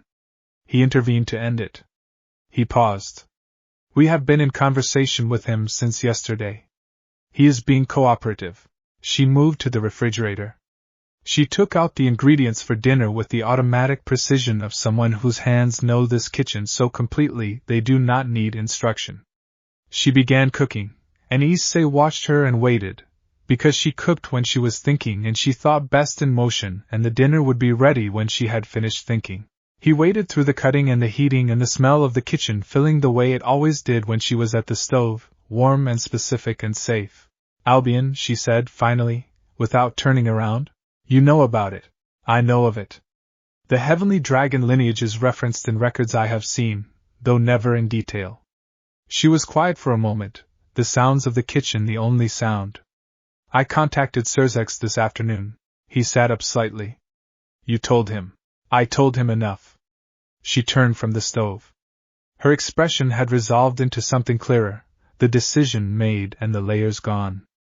I told him that his sister's peerage has been handling a situation in Ko that is now large enough to require acknowledgement at the Satan level, and that acknowledgement does not mean intervention, and that before he sends anyone or does anything he should speak with Rias directly. She met his eyes. I told him that the people handling this situation are exactly the right people for it, and that his job right now is to trust that. Issei looked at her. What did he say? The corner of his mother's mouth moved. He said he had come to the same conclusion 3 days ago, when his own intelligence network mentioned unusual energy activity in Ko, and that he had been waiting for someone to confirm it was being handled before he decided not to act. A pause. He also said, and I am quoting precisely, that Rias has good judgment, and always has, and he wishes more people would simply let her use it. Issei thought about Rias telling Serzex everything was fine, which was not entirely a lie. He thought about the particular patience of an older brother who had decided to wait because he trusted his sister to find the moment to tell him. She is going to be relieved, he said. She is going to be irritated that I acted before she did, his mother said, returning to the stove. And then she will be relieved. The irritation will last approximately 40 seconds. He almost smiled. You called Serzex Lucifer on her behalf. I called an old colleague whose sister happens to be in my son's circle to ensure that no one panics and sends an army to Ko, she said calmly. It is a practical action, not a sentimental one. Mom, it is primarily a practical action, she amended, without turning around. He watched her cook for a while. Outside the kitchen window the night had fully arrived, deep and October clear. A few stars were visible between the rooftops. There is something else, he said. He had been holding it since the club room the previous afternoon, waiting for the right moment, which had turned out to be this one. When Baraquil described the heavenly dragon lineage, he said the two are complements. Each makes the other more fully what it is. He looked at the table. Drake asked me to bring everyone. I think everyone includes Baraquil. And I think Baraquil knows something about Albion's location that he has not told us yet. His mother set down her spoon. She turned fully from the stove. What makes you think that? The way he described the linkage between the seals. He was very precise about the mechanism. More precise than someone who has only read records. He spoke about it the way you speak about something you have investigated in person.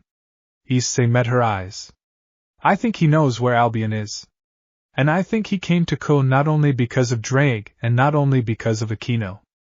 I think he came because he has been carrying the weight of knowing Albion's location for a very long time, and he finally decided it was time to do something about it. His mother looked at him for a long, still moment. The dinner was making its quiet sounds on the stove. You are, she said at last, very softly, so much like your father it is sometimes extraordinary. He did not answer that. He did not need to. Talk to him, she said, turning back to the stove. Tomorrow. Before you take anyone into that courtyard, I will.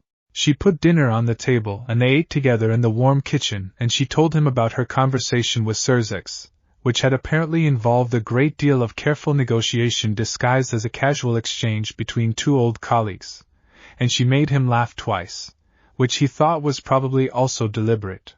He went upstairs feeling lighter than he had in a week.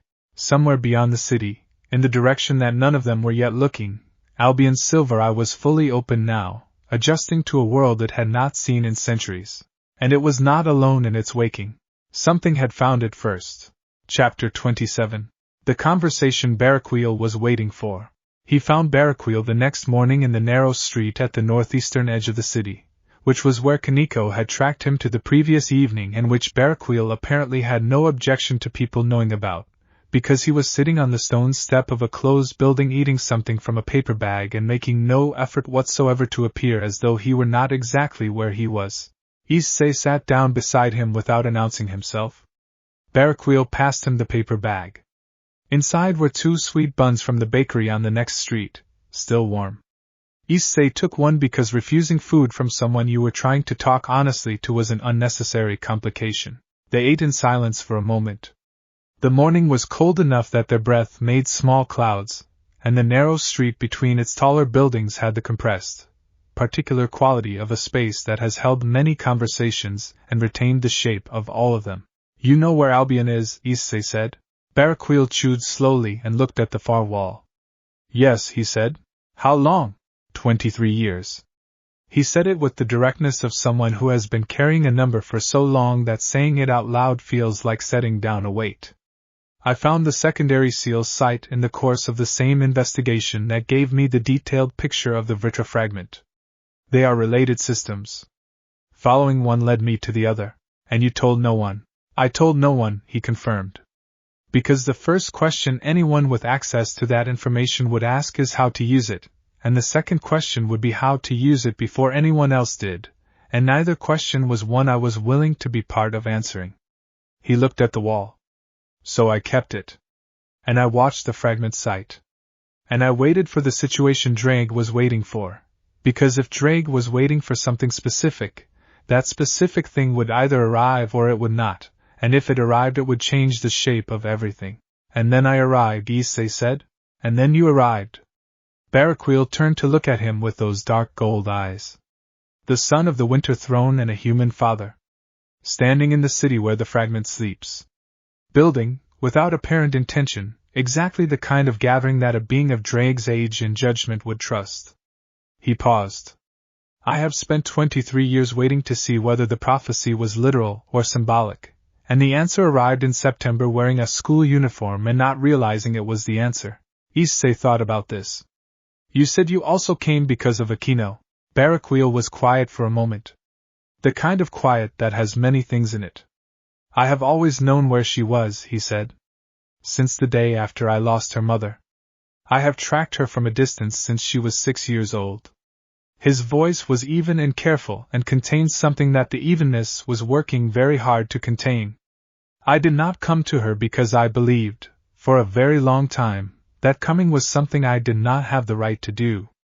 That I had abdicated that right when I failed to protect her mother. When I allowed the situation that led to what happened to develop in the way it did.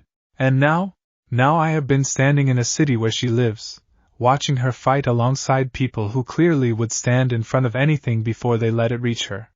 He looked at the street. And I understand that what I thought was not coming out of respect for her autonomy was actually not coming out of cowardice. Because facing her was harder than watching her from a distance. And I am very tired of choosing the easier thing. Issei finished his sweet bun. He looked at the worn Enochian sigils at the base of the wall, nearly invisible now that he knew what they were and was looking for them. She is not ready to have the conversation, he said. She told us that. I know. But she also has not left the city or asked us to remove you from it. Which is Akino saying, in the way she says things that are difficult, that she is working toward ready. Barakweel looked at him with an expression that had something in it that might have been surprise and might have been gratitude, and was probably both. You are observant, he said. I was raised by Serafall Leviathan, Issei said. Observation was not optional.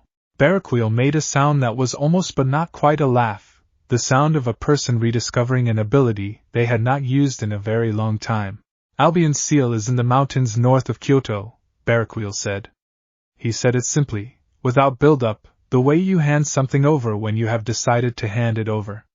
A site that was built during the Heian period by a collaboration of Onmyoji and early devil scholars who understood what they were containing and why the containment needed to be both precise and durable. He paused.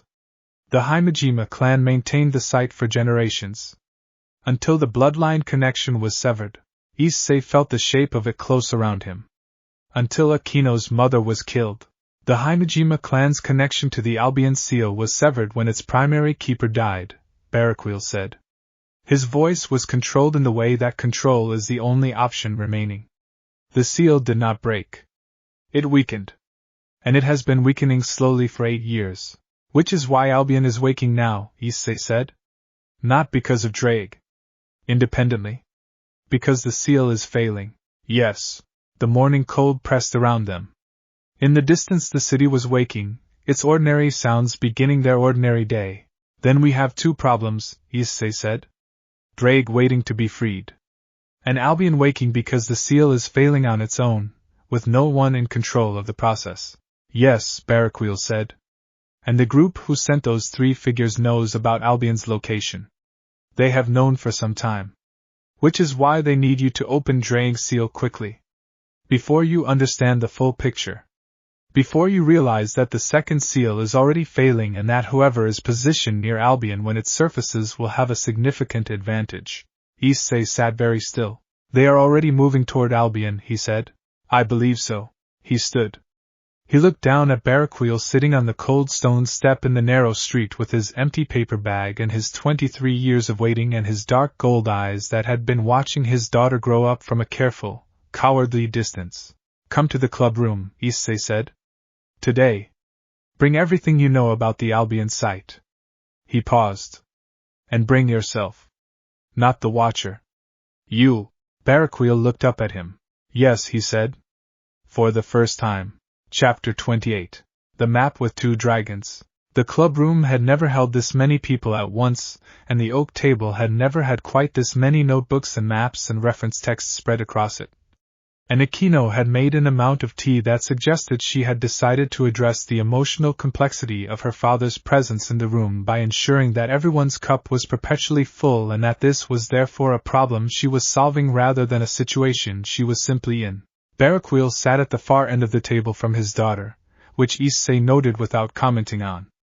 close enough to be part of the conversation, far enough to be respectful of the distance she had not yet chosen to close. He had brought what Issei asked, a worn leather folio that he set on the table and opened to reveal pages of notes accumulated over 23 years, hand-drawn maps, copied sigil diagrams, records in the old Enochian script and in Japanese and in 2 languages that Irina identified immediately, and Rainier identified with a slight delay that suggested she had encountered them, but not recently. Rias sat at the head of the table. Serzex had called her that morning, which Issei knew because she had arrived at the club room with the specific expression of someone who has just had a conversation that landed differently than they expected, not badly, but completely differently. She had looked at Issei when she came in, and he had looked back at her, and she had said, very quietly, "Your mother called my brother." And he had said yes. And she had been quiet for 3 seconds, and then something in her expression had done the thing where it settled, and she had sat down and pulled the nearest notebook toward her and said, "Then we have more time than I thought. Let us use it." The 40 seconds, Issei noted, had elapsed before he counted to 30.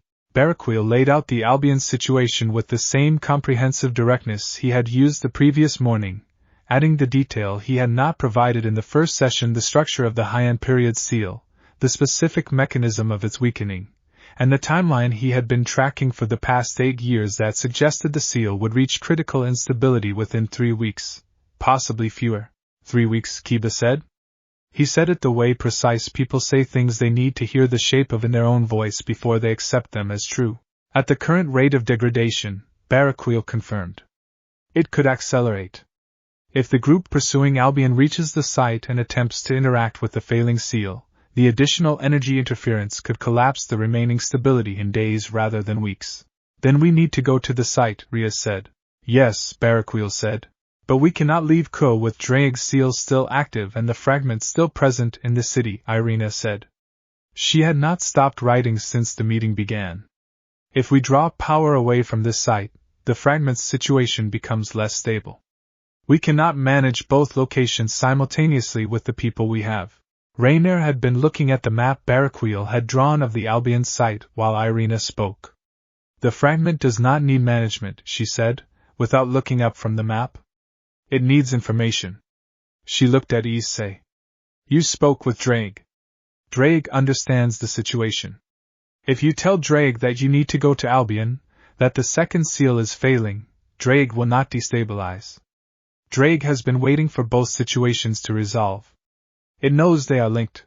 The room considered this. I will go back to the courtyard, Issei said. Tonight. I will tell Draig what we know and what we are planning. And I will ask it to wait. Will it? Kaneko asked.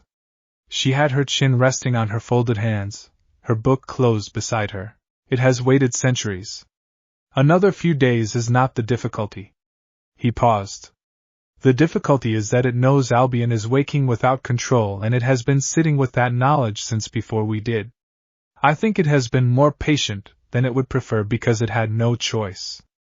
Now it has people who can act. Kaneko nodded once, which was her equivalent of a standing ovation. Akino had been quiet throughout the meeting. She was doing what she did when she needed to process something large, making herself useful with the tea and the distribution of small useful things, and keeping her hands occupied so her mind could work below the surface of the activity. She had not looked directly at Barraquil, though Issei had noticed her gaze move to him twice, both times briefly and with the careful thoroughness of someone checking something they are not yet ready to examine in full. Barraquil, for his part, contributed to the meeting with precise, useful information and did not attempt to direct attention to himself or to the situation between himself and his daughter. He was being, Issei thought, exactly as useful as he could be and exactly as unobtrusive as the situation required, and this was either trained discipline or a father trying very hard to earn his place in the room rather than claim it. Probably both. The group pursuing Albion, Rias said, toward the end of the afternoon. We need to identify them before we go north. If they are already moving, we need to understand how far ahead they are. I can identify the leadership, Barraquil said. He said it with the particular flatness of someone about to say something they have been sitting with for a long time. I know the person directing this. Their name is Kokabile. Rainier went very still. Irina's pen stopped moving. Kokabeel, Rias said carefully. A fallen angel of significant power who has never accepted the current balance between the three factions, Barakweel said. He has been operating outside Grigori's authority for decades. He believes that the power concentrated in the heavenly dragon lineage, if properly controlled, would be sufficient to restart the Great War on terms favorable to the fallen angel faction. He paused. He is not wrong about the power. He is entirely wrong about the possibility of controlling it. He is going to try to force Albion's release, Irina said. Not a question. He is going to try to be present when the seal fails and position himself to claim what comes out, Barakweel said. Which is a plan that demonstrates a fundamental misunderstanding of what Albion is. Drake cannot be claimed, Issei said quietly. And neither can its counterpart. No, Barakweel agreed. They cannot. But Kokabeel will not know that until he tries. And a being like Albion, waking into a situation where the first thing it encounters is someone attempting to dominate it, will respond in the way that things of that nature and power respond to domination. The room was very quiet. We leave for Kyoto in 2 days, Rias said. Not a question. A decision. She looked around the room at each person in turn. All of us. She looked at Barakweel last. He met her gaze. All of us, she said again. He nodded once. Across the table, Akino refilled a cup that did not need refilling, and her eyes moved briefly to her father's hands on the old leather folio, and she looked away again, and the ozone smell in the room was very faint and entirely present. Chapter 29. Before the journey, the courtyard. He went to the courtyard alone that night, the way he had gone the first time, at an hour when the school was empty and the city's nighttime quiet had settled fully across the grounds. The oak tree was still. The flagstones were cold under his feet. The moon was a thin crescent, just enough light to read the shapes of things without revealing their details. He sat in the center. He went down through the layers. The fragment met him before he had reached its depth, which was different from every previous visit. It was more present now, closer to the surface, with the quality of something that has been waiting specifically for this visit and has been tracking the approach. Not impatiently. More like the attentiveness of someone who has been listening for a particular footstep and recognizes it when it comes. He passed through it, and found Drake. The sealed room was exactly as it had been before, vast, warm, smelling of the thing that was not quite smoke and not quite rain. The ember light, the presence too large for the space containing it. The yellow gold eyes, open and attentive. You took longer than I expected, Drake said. Which was what it had said the first time, and which Issei suspected was a form of greeting rather than reproach. I needed to understand the full picture before I came back, Issei said. There is more to it than we thought. There is always more, Drake said, in the register that was not quite amusement but was adjacent to it. Tell me, he told it. Not in words, in the way he had learned to communicate in this space, in images and intention and the specific quality of things understood rather than spoken. The Albion seal. The Heian period site. The 8 years of degradation. Kokabeel and the plan that demonstrated a fundamental misunderstanding of what Albion was. The group that was moving north. Drake was very still through all of it. Then it said Albion has been waking for longer than 8 years. You feel it in the scale of decades, but I have felt it across centuries. The weakening began the moment the seal was placed. Everything sealed wants to be free. The only question is whether the unsealing is controlled or catastrophic. I know, Issei said.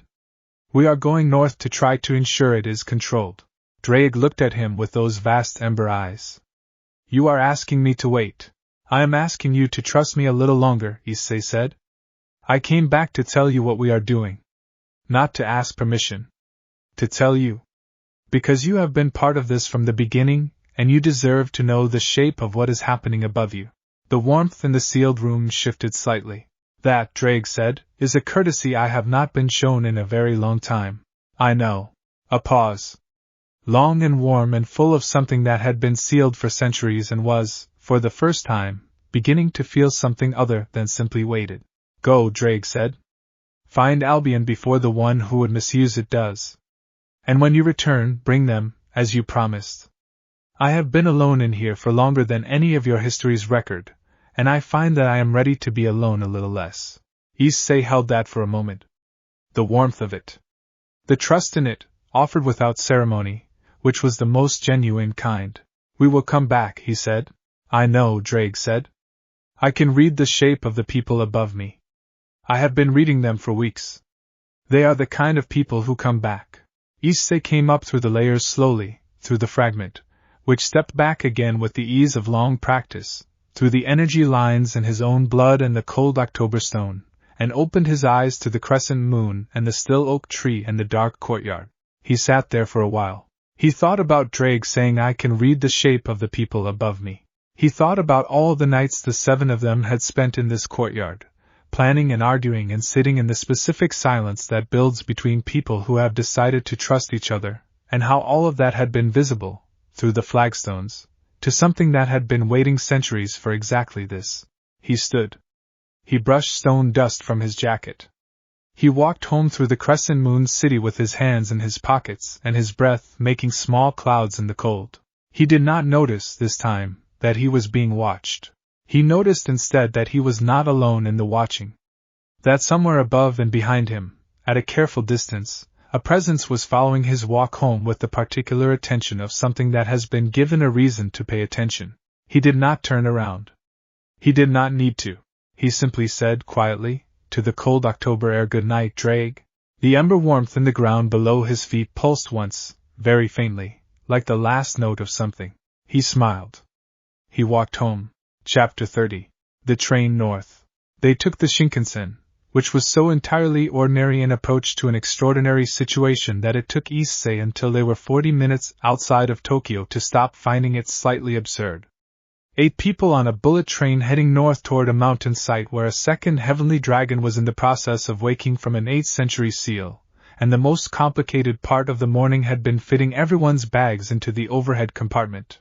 Rias had booked 2 rows of seats facing each other, which meant that for the first hour of the journey the 8 of them were arranged in a space designed for ordinary travel with their ordinary bags and their school day faces and an amount of collective supernatural power that would have been difficult to explain to the conductor if he had asked.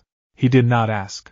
Irina had brought 3 notebooks and was working through all 3 in rotation, which Issei had come to understand was her way of thinking in parallel, different problems in different books, the solution often emerging in the space between them.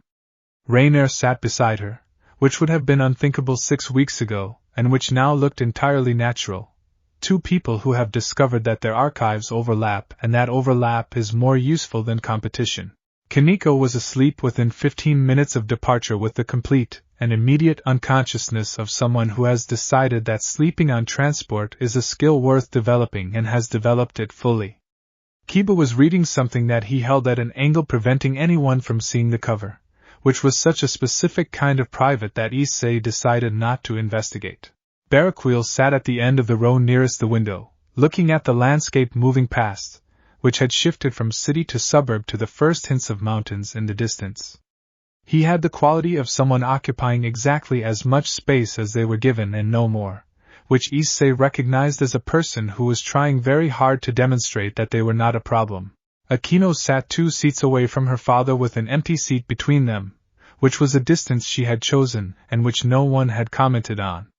She was watching the window from her own angle, a cup of tea from the station in both hands, and Issei, sitting across from her, watched the particular quality of her attention and understood that she was not watching the landscape. She was watching her father's reflection in the glass. He looked away from both of them and looked at Rias instead, who was sitting beside him with a map unfolded on the small tray table and a pencil in her hand, marking routes and positions with the focused competence that she brought to preparation. She had barely stopped working since the clubroom meeting the previous afternoon. She was the kind of person who processed uncertainty through action, and the action available to her right now was planning, so she was planning with the comprehensive thoroughness of someone who intends to have thought of everything. He watched her for a moment. She felt his attention and looked up from the map. What? She said. Nothing, he said. You are very focused. Someone has to be. But the corner of her mouth moved. She looked back at the map. I have been thinking about what Barraquil said. About Kokabile misunderstanding what Albion is. She tapped the pencil against the map. What do you think Albion is like? Compared to Drake? He considered this. He had been thinking about it since the previous night. Drake is warm, he said. In the specific way of things that have decided to be patient because patience serves their purpose. It has the quality of a fire that has been burning for so long it has learned to be very still. He looked at the window and the mountains growing closer. Albion has been waking slowly and without a guide. That is different from Drake, which has been waiting for something specific. Albion is coming back to a world it does not recognize, with a seal that is failing rather than being opened, with no one it has had the chance to know or trust. It will be frightened, Rias said quietly. Or it will be angry, he said. Which is what frightened things become when they are very powerful and have no one to be frightened with. Rias looked at him. Then the most important thing we do when we get there is not fight Kokabeel. It is make sure Albion knows, before it is fully awake, that there are people present who are not trying to dominate it. Yes, he said. Can you do what you did with Drake? Go into the frequency? I think so. It will be different because the seal is failing rather than intact. The approach will need to be more careful. He paused. And I think it would help to have Akino there. Her mother's family maintained that seal. If there is any residual recognition in the site, it might be in the Himejima bloodline. Rias was quiet for a moment. She looked across the aisle to where Akino was still watching her father's reflection in the window, and then to where Baraquiel was watching the actual mountains with his hands folded in his lap. I will ask her, Rias said. Not tell. Ask. Yes, he said. Ask. The train moved north and the mountains grew larger, and the morning light shifted from the gold of the city to the cooler, clearer light of altitude and distance. Issei watched the landscape and felt, at the very edge of his awareness, something that was not the deep hum of the crow fragment, but was in the same family of sensation. Older. More uncertain. Less like a fire burning still and more like a fire that has been banked for a very long time and has just received its first air in years. Albion. Still ahead. Still waking. Still alone. Not for much longer. And in the seat 2 rows behind, in the reflection of the train window that Akino had been watching for 40 minutes, Baraquiel turned from the mountains and looked at his daughter's profile. And the expression on his face in the glass was the expression of someone who has been holding a door shut from the outside for so long that they have forgotten the door opens both ways. Akino's hands tightened slightly on her teacup. She did not look away from the window, but she had been watching his reflection for 40 minutes, and she did not stop. Chapter 31. The Mountain in November. The site was 4 hours from the nearest station by a road that narrowed consistently as it climbed, beginning as 2 lanes and becoming 1, and eventually becoming a path that the map labeled optimistically as accessible by vehicle, and that was accessible by vehicle only if the vehicle was very small and the driver very committed. They walked the last 2 kilometers on foot through a cedar forest that had the quality of a place that has been quietly important for a very long time, the trees old enough that their roots had broken through the path's surface in several places and their canopy was dense enough to turn the November afternoon light into something filtered and particular, green-gray and cool. Nobody spoke much during the walk. This was not tension. It was the specific silence of people who have said what they needed to say and are now in the part of the work that does not require words. Issei walked in the middle of the group and felt the sight approaching before he could see it. The same way he had felt the courtyard's energy lines, the same way he had felt the fragment, but different in character. Where the coast site hummed with the deep settled vibration of something very old and very contained, this site thrummed with the irregular, uneven pulse of something that had been contained and was coming undone. It felt the way a held breath feels in the chest when it has been held too long. Not yet released. But close. Baraquiel had moved to the front of the group as they climbed, which was so natural a reordering that no one commented on it. He knew the path. He had walked it before, evidently more than once, because he moved through the forest without hesitation, taking the turnings before the path made them obvious, stepping over roots without looking down at them. When he stopped, they stopped, and the sight was in front of them. It was not dramatic in the way that important things were sometimes dramatic. It was a clearing in the cedar forest, roughly circular, perhaps 30 meters across, with the tree standing back from its edge at a consistent distance that was too precise to be accidental. The ground within the clearing was different from the path, not dirt and root but smooth, flat stone, ancient and dark, fitted together without mortar in the way of things built before mortar was the default answer. At the center of the clearing stood a structure that was not quite a shrine and not quite a seal mechanism but occupied the space between those two descriptions, low stone walls rising to waist height, arranged in a pattern that Irina immediately bent toward with her notebook open. The air inside the clearing smelled of something cold and electric and enormous, the way the air smells before a storm of sufficient scale, when the pressure drop is large enough to be felt in the whole body rather than just the ears. It is further along than I estimated, Barraquil said quietly, standing at the clearing's edge. He was looking at the central structure with the expression of someone whose calculations have met reality and found a discrepancy. The degradation has accelerated. In the past week, I would estimate. The fight on Wednesday, Reina said. Additional energy in Ko. It disrupted the regional balance, and the disruption propagated. Yes. That would do it. Issei stepped to the edge of the clearing and felt the boundary. It was permeable, which was not what a functioning seal boundary felt like. A functioning seal boundary had resistance. This one parted around him the way a curtain parts, which meant the outer layer was already largely gone. What remained was the inner mechanism, the part closest to what it contained, and even that was giving at the edges. He looked at the clearing. He looked at the stone structure at its center. He looked at the sky above the clearing, which was clear and very high, and the particular pale blue of late November afternoons that feel like the last good weather before winter commits. He thought about Albion below, waking into all of this. How long before Kokobile gets here? Rias asked. She had her eyes on the tree line around the clearing, which was Rias assessing a space for tactical purpose while also allowing everyone to do what they needed to do. He was 4 hours behind us when we left Kyoto, Barraquil said. He will not take the long route. 2 hours, Kiba said. Possibly less, Barraquil agreed. Rias nodded. She looked at Issei. Then we have 2 hours to reach Albion before Kokobile arrives and the situation becomes significantly more complicated. He looked at the stone structure at the center of the clearing. He thought about going down through layers he had never descended before, into a seal that was already coming apart, to find something that had been alone for 800 years and was frightened and vast and not, as yet, inclined to trust anything. He thought about Akino, standing at the edge of the group with her arms wrapped around herself and her eyes on the stone structure, and something in her posture that was recognition, old and deep, the kind that lives in the body rather than the memory. Akino, he said quietly. She looked at him. Will you come with me?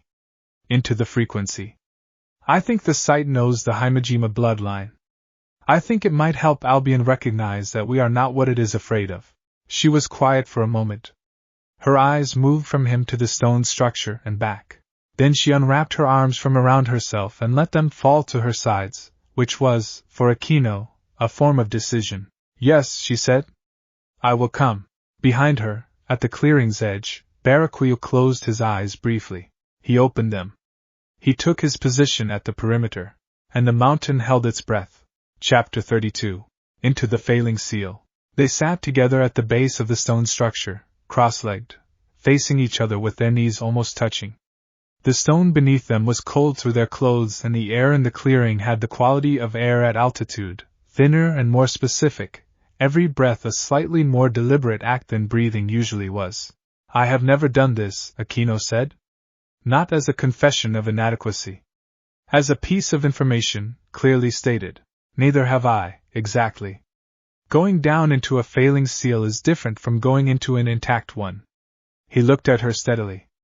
The difference is that an intact seal has defined edges. A failing one is more like a building where the walls are cracking. There are still walls. But the cracks change where you can safely move. So we go carefully and together. I will go first and find the depth. You follow when I signal. He paused. If anything feels wrong, come back. Do not wait for me. She looked at him with an expression that indicated she had absolutely no intention of following that instruction, but was willing to acknowledge it had been given. He accepted this as the most realistic outcome. Ready? He said. She settled her hands on her knees. Yes. He closed his eyes. Going down was immediately different. Where the descent had been smooth, each layer distinct and stable, this was like descending a staircase in a building that was shifting, the steps present but not entirely reliable, the distance between them variable in ways that required constant adjustment. He moved carefully, the way his mother had taught him to move through unstable energy configurations, not with force but with attention, letting the structure of the space guide the path rather than imposing a path on the structure. The first layer cracked around him, and he moved through the crack rather than against it. The second layer was thinner than it should have been, almost transparent, and he passed through it with barely any resistance, which told him that the outer seal had perhaps days rather than weeks. The third layer was where he felt it. It was not warm, the way Drake was warm. It was silver, which was not a temperature but was nevertheless precise and specific and entirely itself. It was the silver of the sky just before snow, the silver of still water in winter, the silver of something immensely old that had been very still for a very long time and was only now beginning to move again. He felt it the way you feel the presence of something large in dark water, not directly, through the displacement it made in everything around it. He sent the signal upward, a specific pulse that he and Aquino had agreed on before they descended. He felt her arrive beside him. Her presence in this space was different from her presence above. Up in the clearing she was Aquino warm, composed, ozone-edged. Down here she was something older. The Himejima bloodline was present in the frequency the way a key is present at a lock, fitting something that was waiting to be fitted, and the third layer of the seal shifted when she arrived, became less irregular, as if her presence recalled to it what it was supposed to be doing. He felt Albion notice. The silver deepened, not toward them. Not away. It simply became more present, the way a person in a room becomes more present when they have stopped pretending they are alone in it. Issei said, in the frequency below, hearing, we are not here to take anything from you. The silver waited. Aquino said, in a register he had not heard her use before, something that carried within it the specific quality of the Himejima bloodline and the particular resonance of the mountain site, something that was not words and was more than words. I know this place. My mother kept it. I am here because she could not be. The silver was very still. Then, slowly, with the enormous care of something that has been alone for so long that connection feels dangerous, it turned toward them. Albion looked at them. Not with eyes exactly. With the whole of its attention, which was silver and vast and ancient, and beneath all of that, something that surprised Issei completely. It was exhausted. Not weak. Not diminished. Exhausted in the way that things become exhausted when they have been enduring something for a very long time without the option of stopping. The way people become exhausted when the thing they are enduring is not pain but simply duration. Simply the weight of existing in a space too small for what they are, across a span of time that has no reference points, and no company. He felt Aquino feel it too. He felt the specific quality of her recognition, because Aquino knew what it was to endure duration without company. She had learned it at 6 years old in a world that had taken everything familiar from her, and she had built herself into the person she was now on the foundation of that knowledge, not despite it but genuinely from it. She said, in that old resonant register, you do not have to endure this alone anymore. The seal trembled. Not from pressure. From something that had nothing to do with force. And Albion, for the first time in 8 centuries, said something back. Chapter 33. What Albion said? Its voice and the frequency was not like Drake's voice. Where Drake was fire-warm and unhurried, Albion was something else entirely.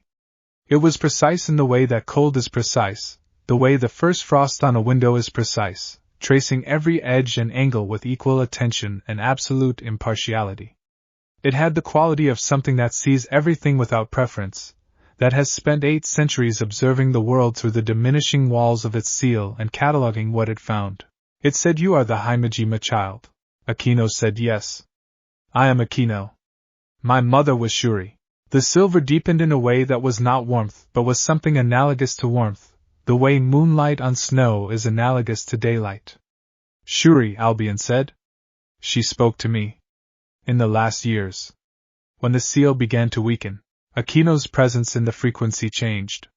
He felt it change the way you feel a breath catch. Then she steadied. What did she say? Aquino asked. That the seal would not hold forever, Albion said. That she was trying to find a way to strengthen it or to find someone who could manage what happened when it did not hold. She was very honest about the limitation of her options. I respected that. A pause. Long and silver and full. She said she had a daughter, Albion said. She spoke of you often. In the years before she was gone, Aquino said nothing for a moment. In the space where words would have been, something passed through the frequency that was not language, but was entirely understood by everyone present in it. Issei held himself very still and let this happen.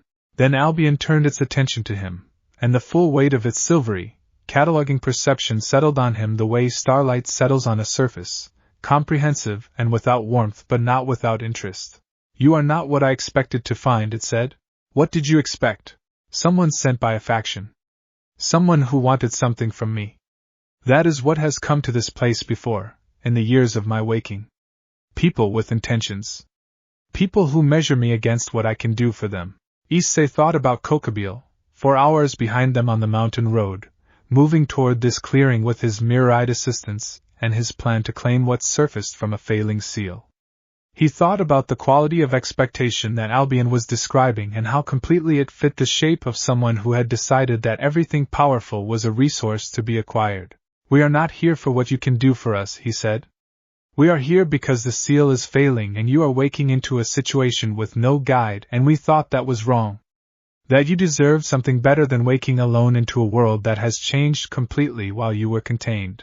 The silver considered this. Drake, Albion said. Is Drake free? Not yet. But not long. When we return to Ko, I will open the seal. Together. Another pause. Longer. He felt in it the specific weight of 8 centuries of separation from the one thing in the world that occupied the same category of existence as itself. Drake will be angry, Albion said. It does not like waiting. The quality in those words, a precision that was very close to fondness, told him more about the relationship between the two heavenly dragons than 40 years of Baraquil's records had. It has been waiting patiently, Issei said. It told me to say hello, though it did not phrase it exactly that way. The silver did something that he could only describe as a shift, a change in the quality of its stillness, as if something very old had just allowed itself to be slightly less still. The analog of laughter, perhaps. Or the analog of relief. What do you need from me? Issei asked. Albion was quiet for a moment. Then it said, stay. When the seal finishes failing, I do not want the first thing I encounter in this world to be someone who wants to own me. I want it to be this. He understood. He said we will stay. Aquino said we will stay. And above them, muffled by stone and depth and the remaining walls of the failing seal, something arrived at the edge of the clearing. He felt it. Aquino felt it. They looked at each other in the frequency, not with eyes but with the full attention that this space made possible. Kokobile, he said. She said we need to go back up. Albion said, with the specific precision of something that has been observing for 800 years and knows exactly what it is looking at. Go. I will be here when you return. I am not going anywhere. A pause. I have not had anywhere to go for a very long time, Albion said. This conversation is the closest thing to a destination I have had in 8 centuries. I will wait for it to finish. They came back up.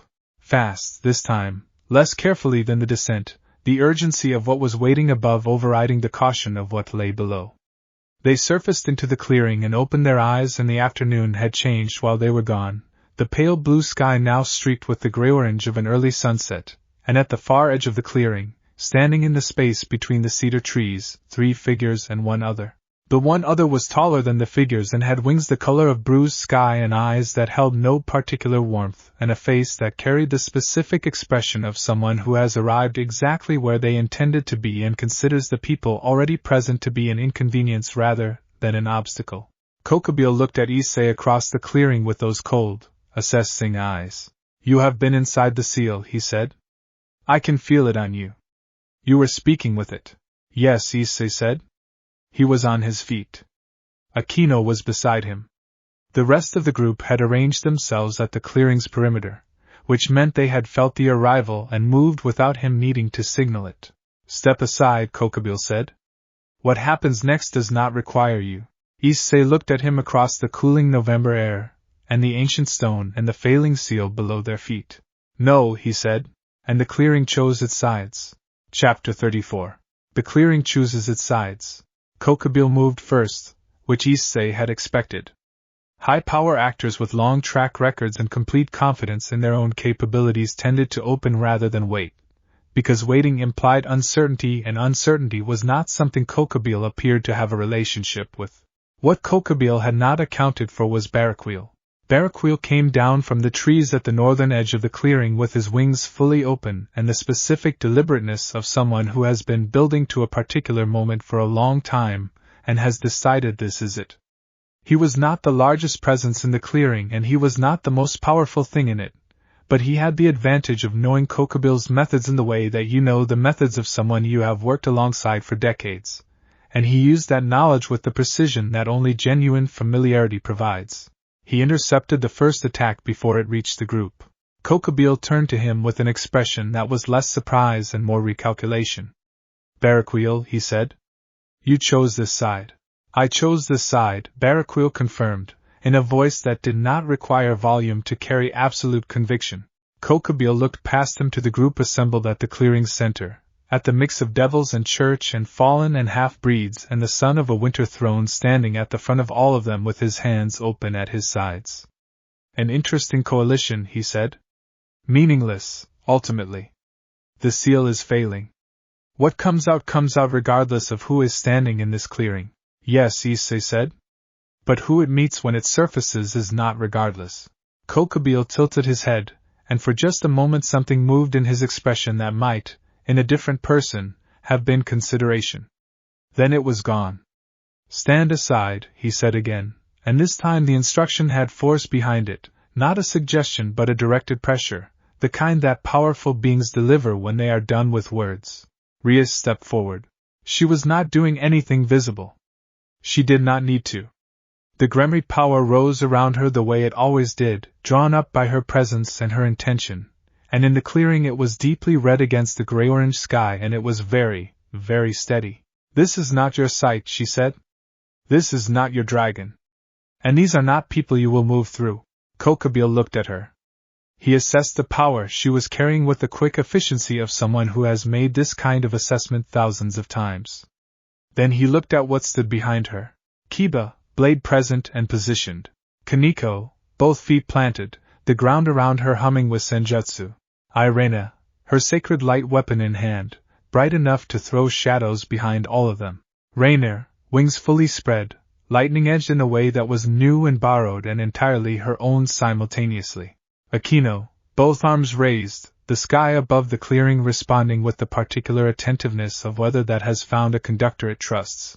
And Issei, in the center of all of it, carrying the mounted cold of his mother's bloodline and the human steadiness of his father's soul and the awareness of two heavenly dragons watching from below, one with ember eyes and one with silver, both of them attentive. Kokubile looked at all of this. He was old. He was powerful. He was genuinely formidable in the way of things that have existed for centuries at the highest levels of supernatural power.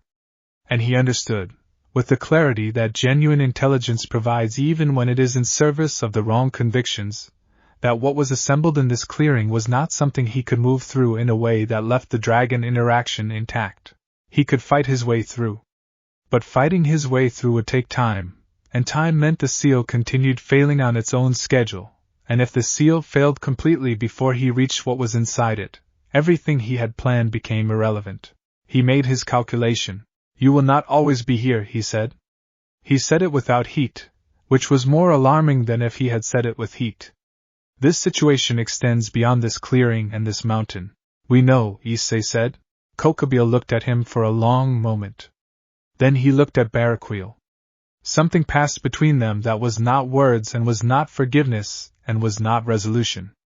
It was simply the acknowledgement of two people who have reached a point of permanent divergence, and both know it. Then he withdrew. Not permanently. They all knew that. But he withdrew from the clearing with the two remaining figures, back into the cedar trees, and the clearing was theirs again. The silence afterward was the particular silence of something that has been narrowly avoided. Dense and brief. Then, below their feet, the seal gave a sound that was not a sound but was felt in all of them simultaneously, in the chest and in the bones and in the specific frequency that each of them had learned, over the past weeks, to listen for. The innermost layer. Giving. Now, Issei said, and sat down on the ancient stone, and closed his eyes, and went back down. Chapter 35. Albion's Surfaces. The innermost layer of the Albion seal was the oldest thing he had ever touched. Older than the outer layers, which were high on period and already ancient. The innermost layer was something else, built before the current system of seals existed, by methods that had not survived their practitioners, and it had the quality of something that has endured so long that endurance itself has become its nature. It did not want to fail. It was failing because the energy that maintained it had been severed, not because its fundamental structure was weak. He felt this as he went down. He felt Akino beside him, her Himejima resonance stronger now that she had been inside the frequency once, and the site had recognized her, the seal responding to her presence with the vestigial instinct of something that had been tended by her bloodline for generations. The stones above them remembered. He found Albion where he had left it. Still. Silver. Waiting. The exhaustion still present, but beneath it now, something else. Something that had begun in the first conversation and had grown in the interval. The specific quality of something that is, for the first time in a very long time, looking forward to something. The seal is finishing, Issei said. I know, Albion said. I can feel it. Are you ready? A long pause. In it, 800 years of accumulated solitude, and the weight of a world that would emerge into knowing no one and recognized by no one. In it, the exhaustion and the silver steadiness and the new thing that was not yet warm but was moving toward warmth the way winter moves toward spring, slowly, through the cold, without rushing. There is no ready for this, Albion said. But there is willing. And I am willing, Issei said. Then come up. We are all here. The innermost layer dissolved. Not violently. Not with the catastrophic rupture that a seal collapsing under pressure produced. It dissolved the way ice dissolves in spring water, losing its coherence gradually, each piece of it becoming something less rigid and then something liquid and then simply part of the water around it. The energy that had been the seal spread outward through the mountain and through the site and through the clearing above and dispersed into the world in the quiet, specific way of something that has finished its purpose. And Albion rose. In the clearing, the stone structure at the center of the site began to glow. Not dramatically. A soft silver luminescence, the color of the sky 5 minutes after sunset when the light is gone but the color has not yet left. It spread from the center stones outward across the ancient fitted floor of the clearing, tracing the gaps between the stones the way water traces the lowest path, finding the channels that had been built for exactly this moment. The 8 people at the clearing's edge felt it as a change in the air pressure, a change in the temperature, a change in the specific quality of the silence around them that was not silence becoming noise but silence becoming a different kind of silence. The kind that something very large makes when it is moving very carefully. The silver light gathered at the center. It rose. Albion did not have a form the way that physical things have form. It had presence, which was both more and less than form. It was silver in the way that the sky before snow is silver, a quality of light that came from within and illuminated everything around it without casting shadows, because it was not a point source but a distributed thing, present at all points simultaneously. It was enormous in the way that drag was enormous, without specific edges, exceeding the geometry of the space it was in, and making no apology for this. It looked at the 8 people standing at the clearing's edge. Or rather, it perceived them, because looking implied direction and Albion's perception had no single direction. It took in all of them at once, with the comprehensive silvery attention that Issei had felt in the frequency. He felt it move across each person, gathering information with the thoroughness of something that trusts nothing yet, and is therefore trying to understand everything. He stood very still and let it look. Beside him, Akino stood with her chin raised and her hands open, which was the posture of someone who has decided to offer themselves to be seen clearly rather than manage the impression they make. The silver light fell across her and held there for a moment longer than it held on anyone else. Then Albion said, in a voice that was not a voice but was nevertheless language, in the same frequency that Drake used but colder and more precise, like starlight translated Shuri's child. Akino's breath was perfectly steady. Yes, she said. Out loud. In her actual voice. Not in the frequency. Just a girl in a clearing on a mountain in November, speaking to something 800 years old. I am her daughter. She would have been here if she could have been. The silver presence was very still. Then it said, I know. She told me about you. I have been waiting to meet you since the last time she spoke to me. Akino pressed both hands flat against her sternum, a gesture he had not seen her make before. She held it there for 3 seconds. Then she let her hands fall, and her expression was the expression of someone who has received something they had not known they needed until the moment it was given. Issei looked at Barakwheel, standing at the perimeter with his wings folded and his hands at his sides, and on Barakwheel's face was an expression that was the end of something and the beginning of something else, a threshold crossed in the direction of being present rather than watching. He looked at Rias, whose crimson hair was lit silvered by Albion's light, and whose expression was the expression of someone witnessing something they will carry with them for the rest of a very long life. He looked at all of them. Then he stepped forward into the silver light, and he said, My name is Issei Hayabu. My mother is Serafall Leviathan. Drake asked me to send its regards and told me to tell you it does not like waiting, which I think means it has missed you. The silver light shifted. Something moved through it that was vast and old, and unmistakably glad. The clearing filled with the particular quality of a beginning. Not an ending, not a resolution, not the closing of a chapter that had lasted 8 centuries. A beginning. The specific warmth of something that has been alone for a very long time, realizing, in the space of one November afternoon, that it is not alone anymore. In Ko, far to the south, the fragment in the courtyard pulsed with sudden warmth.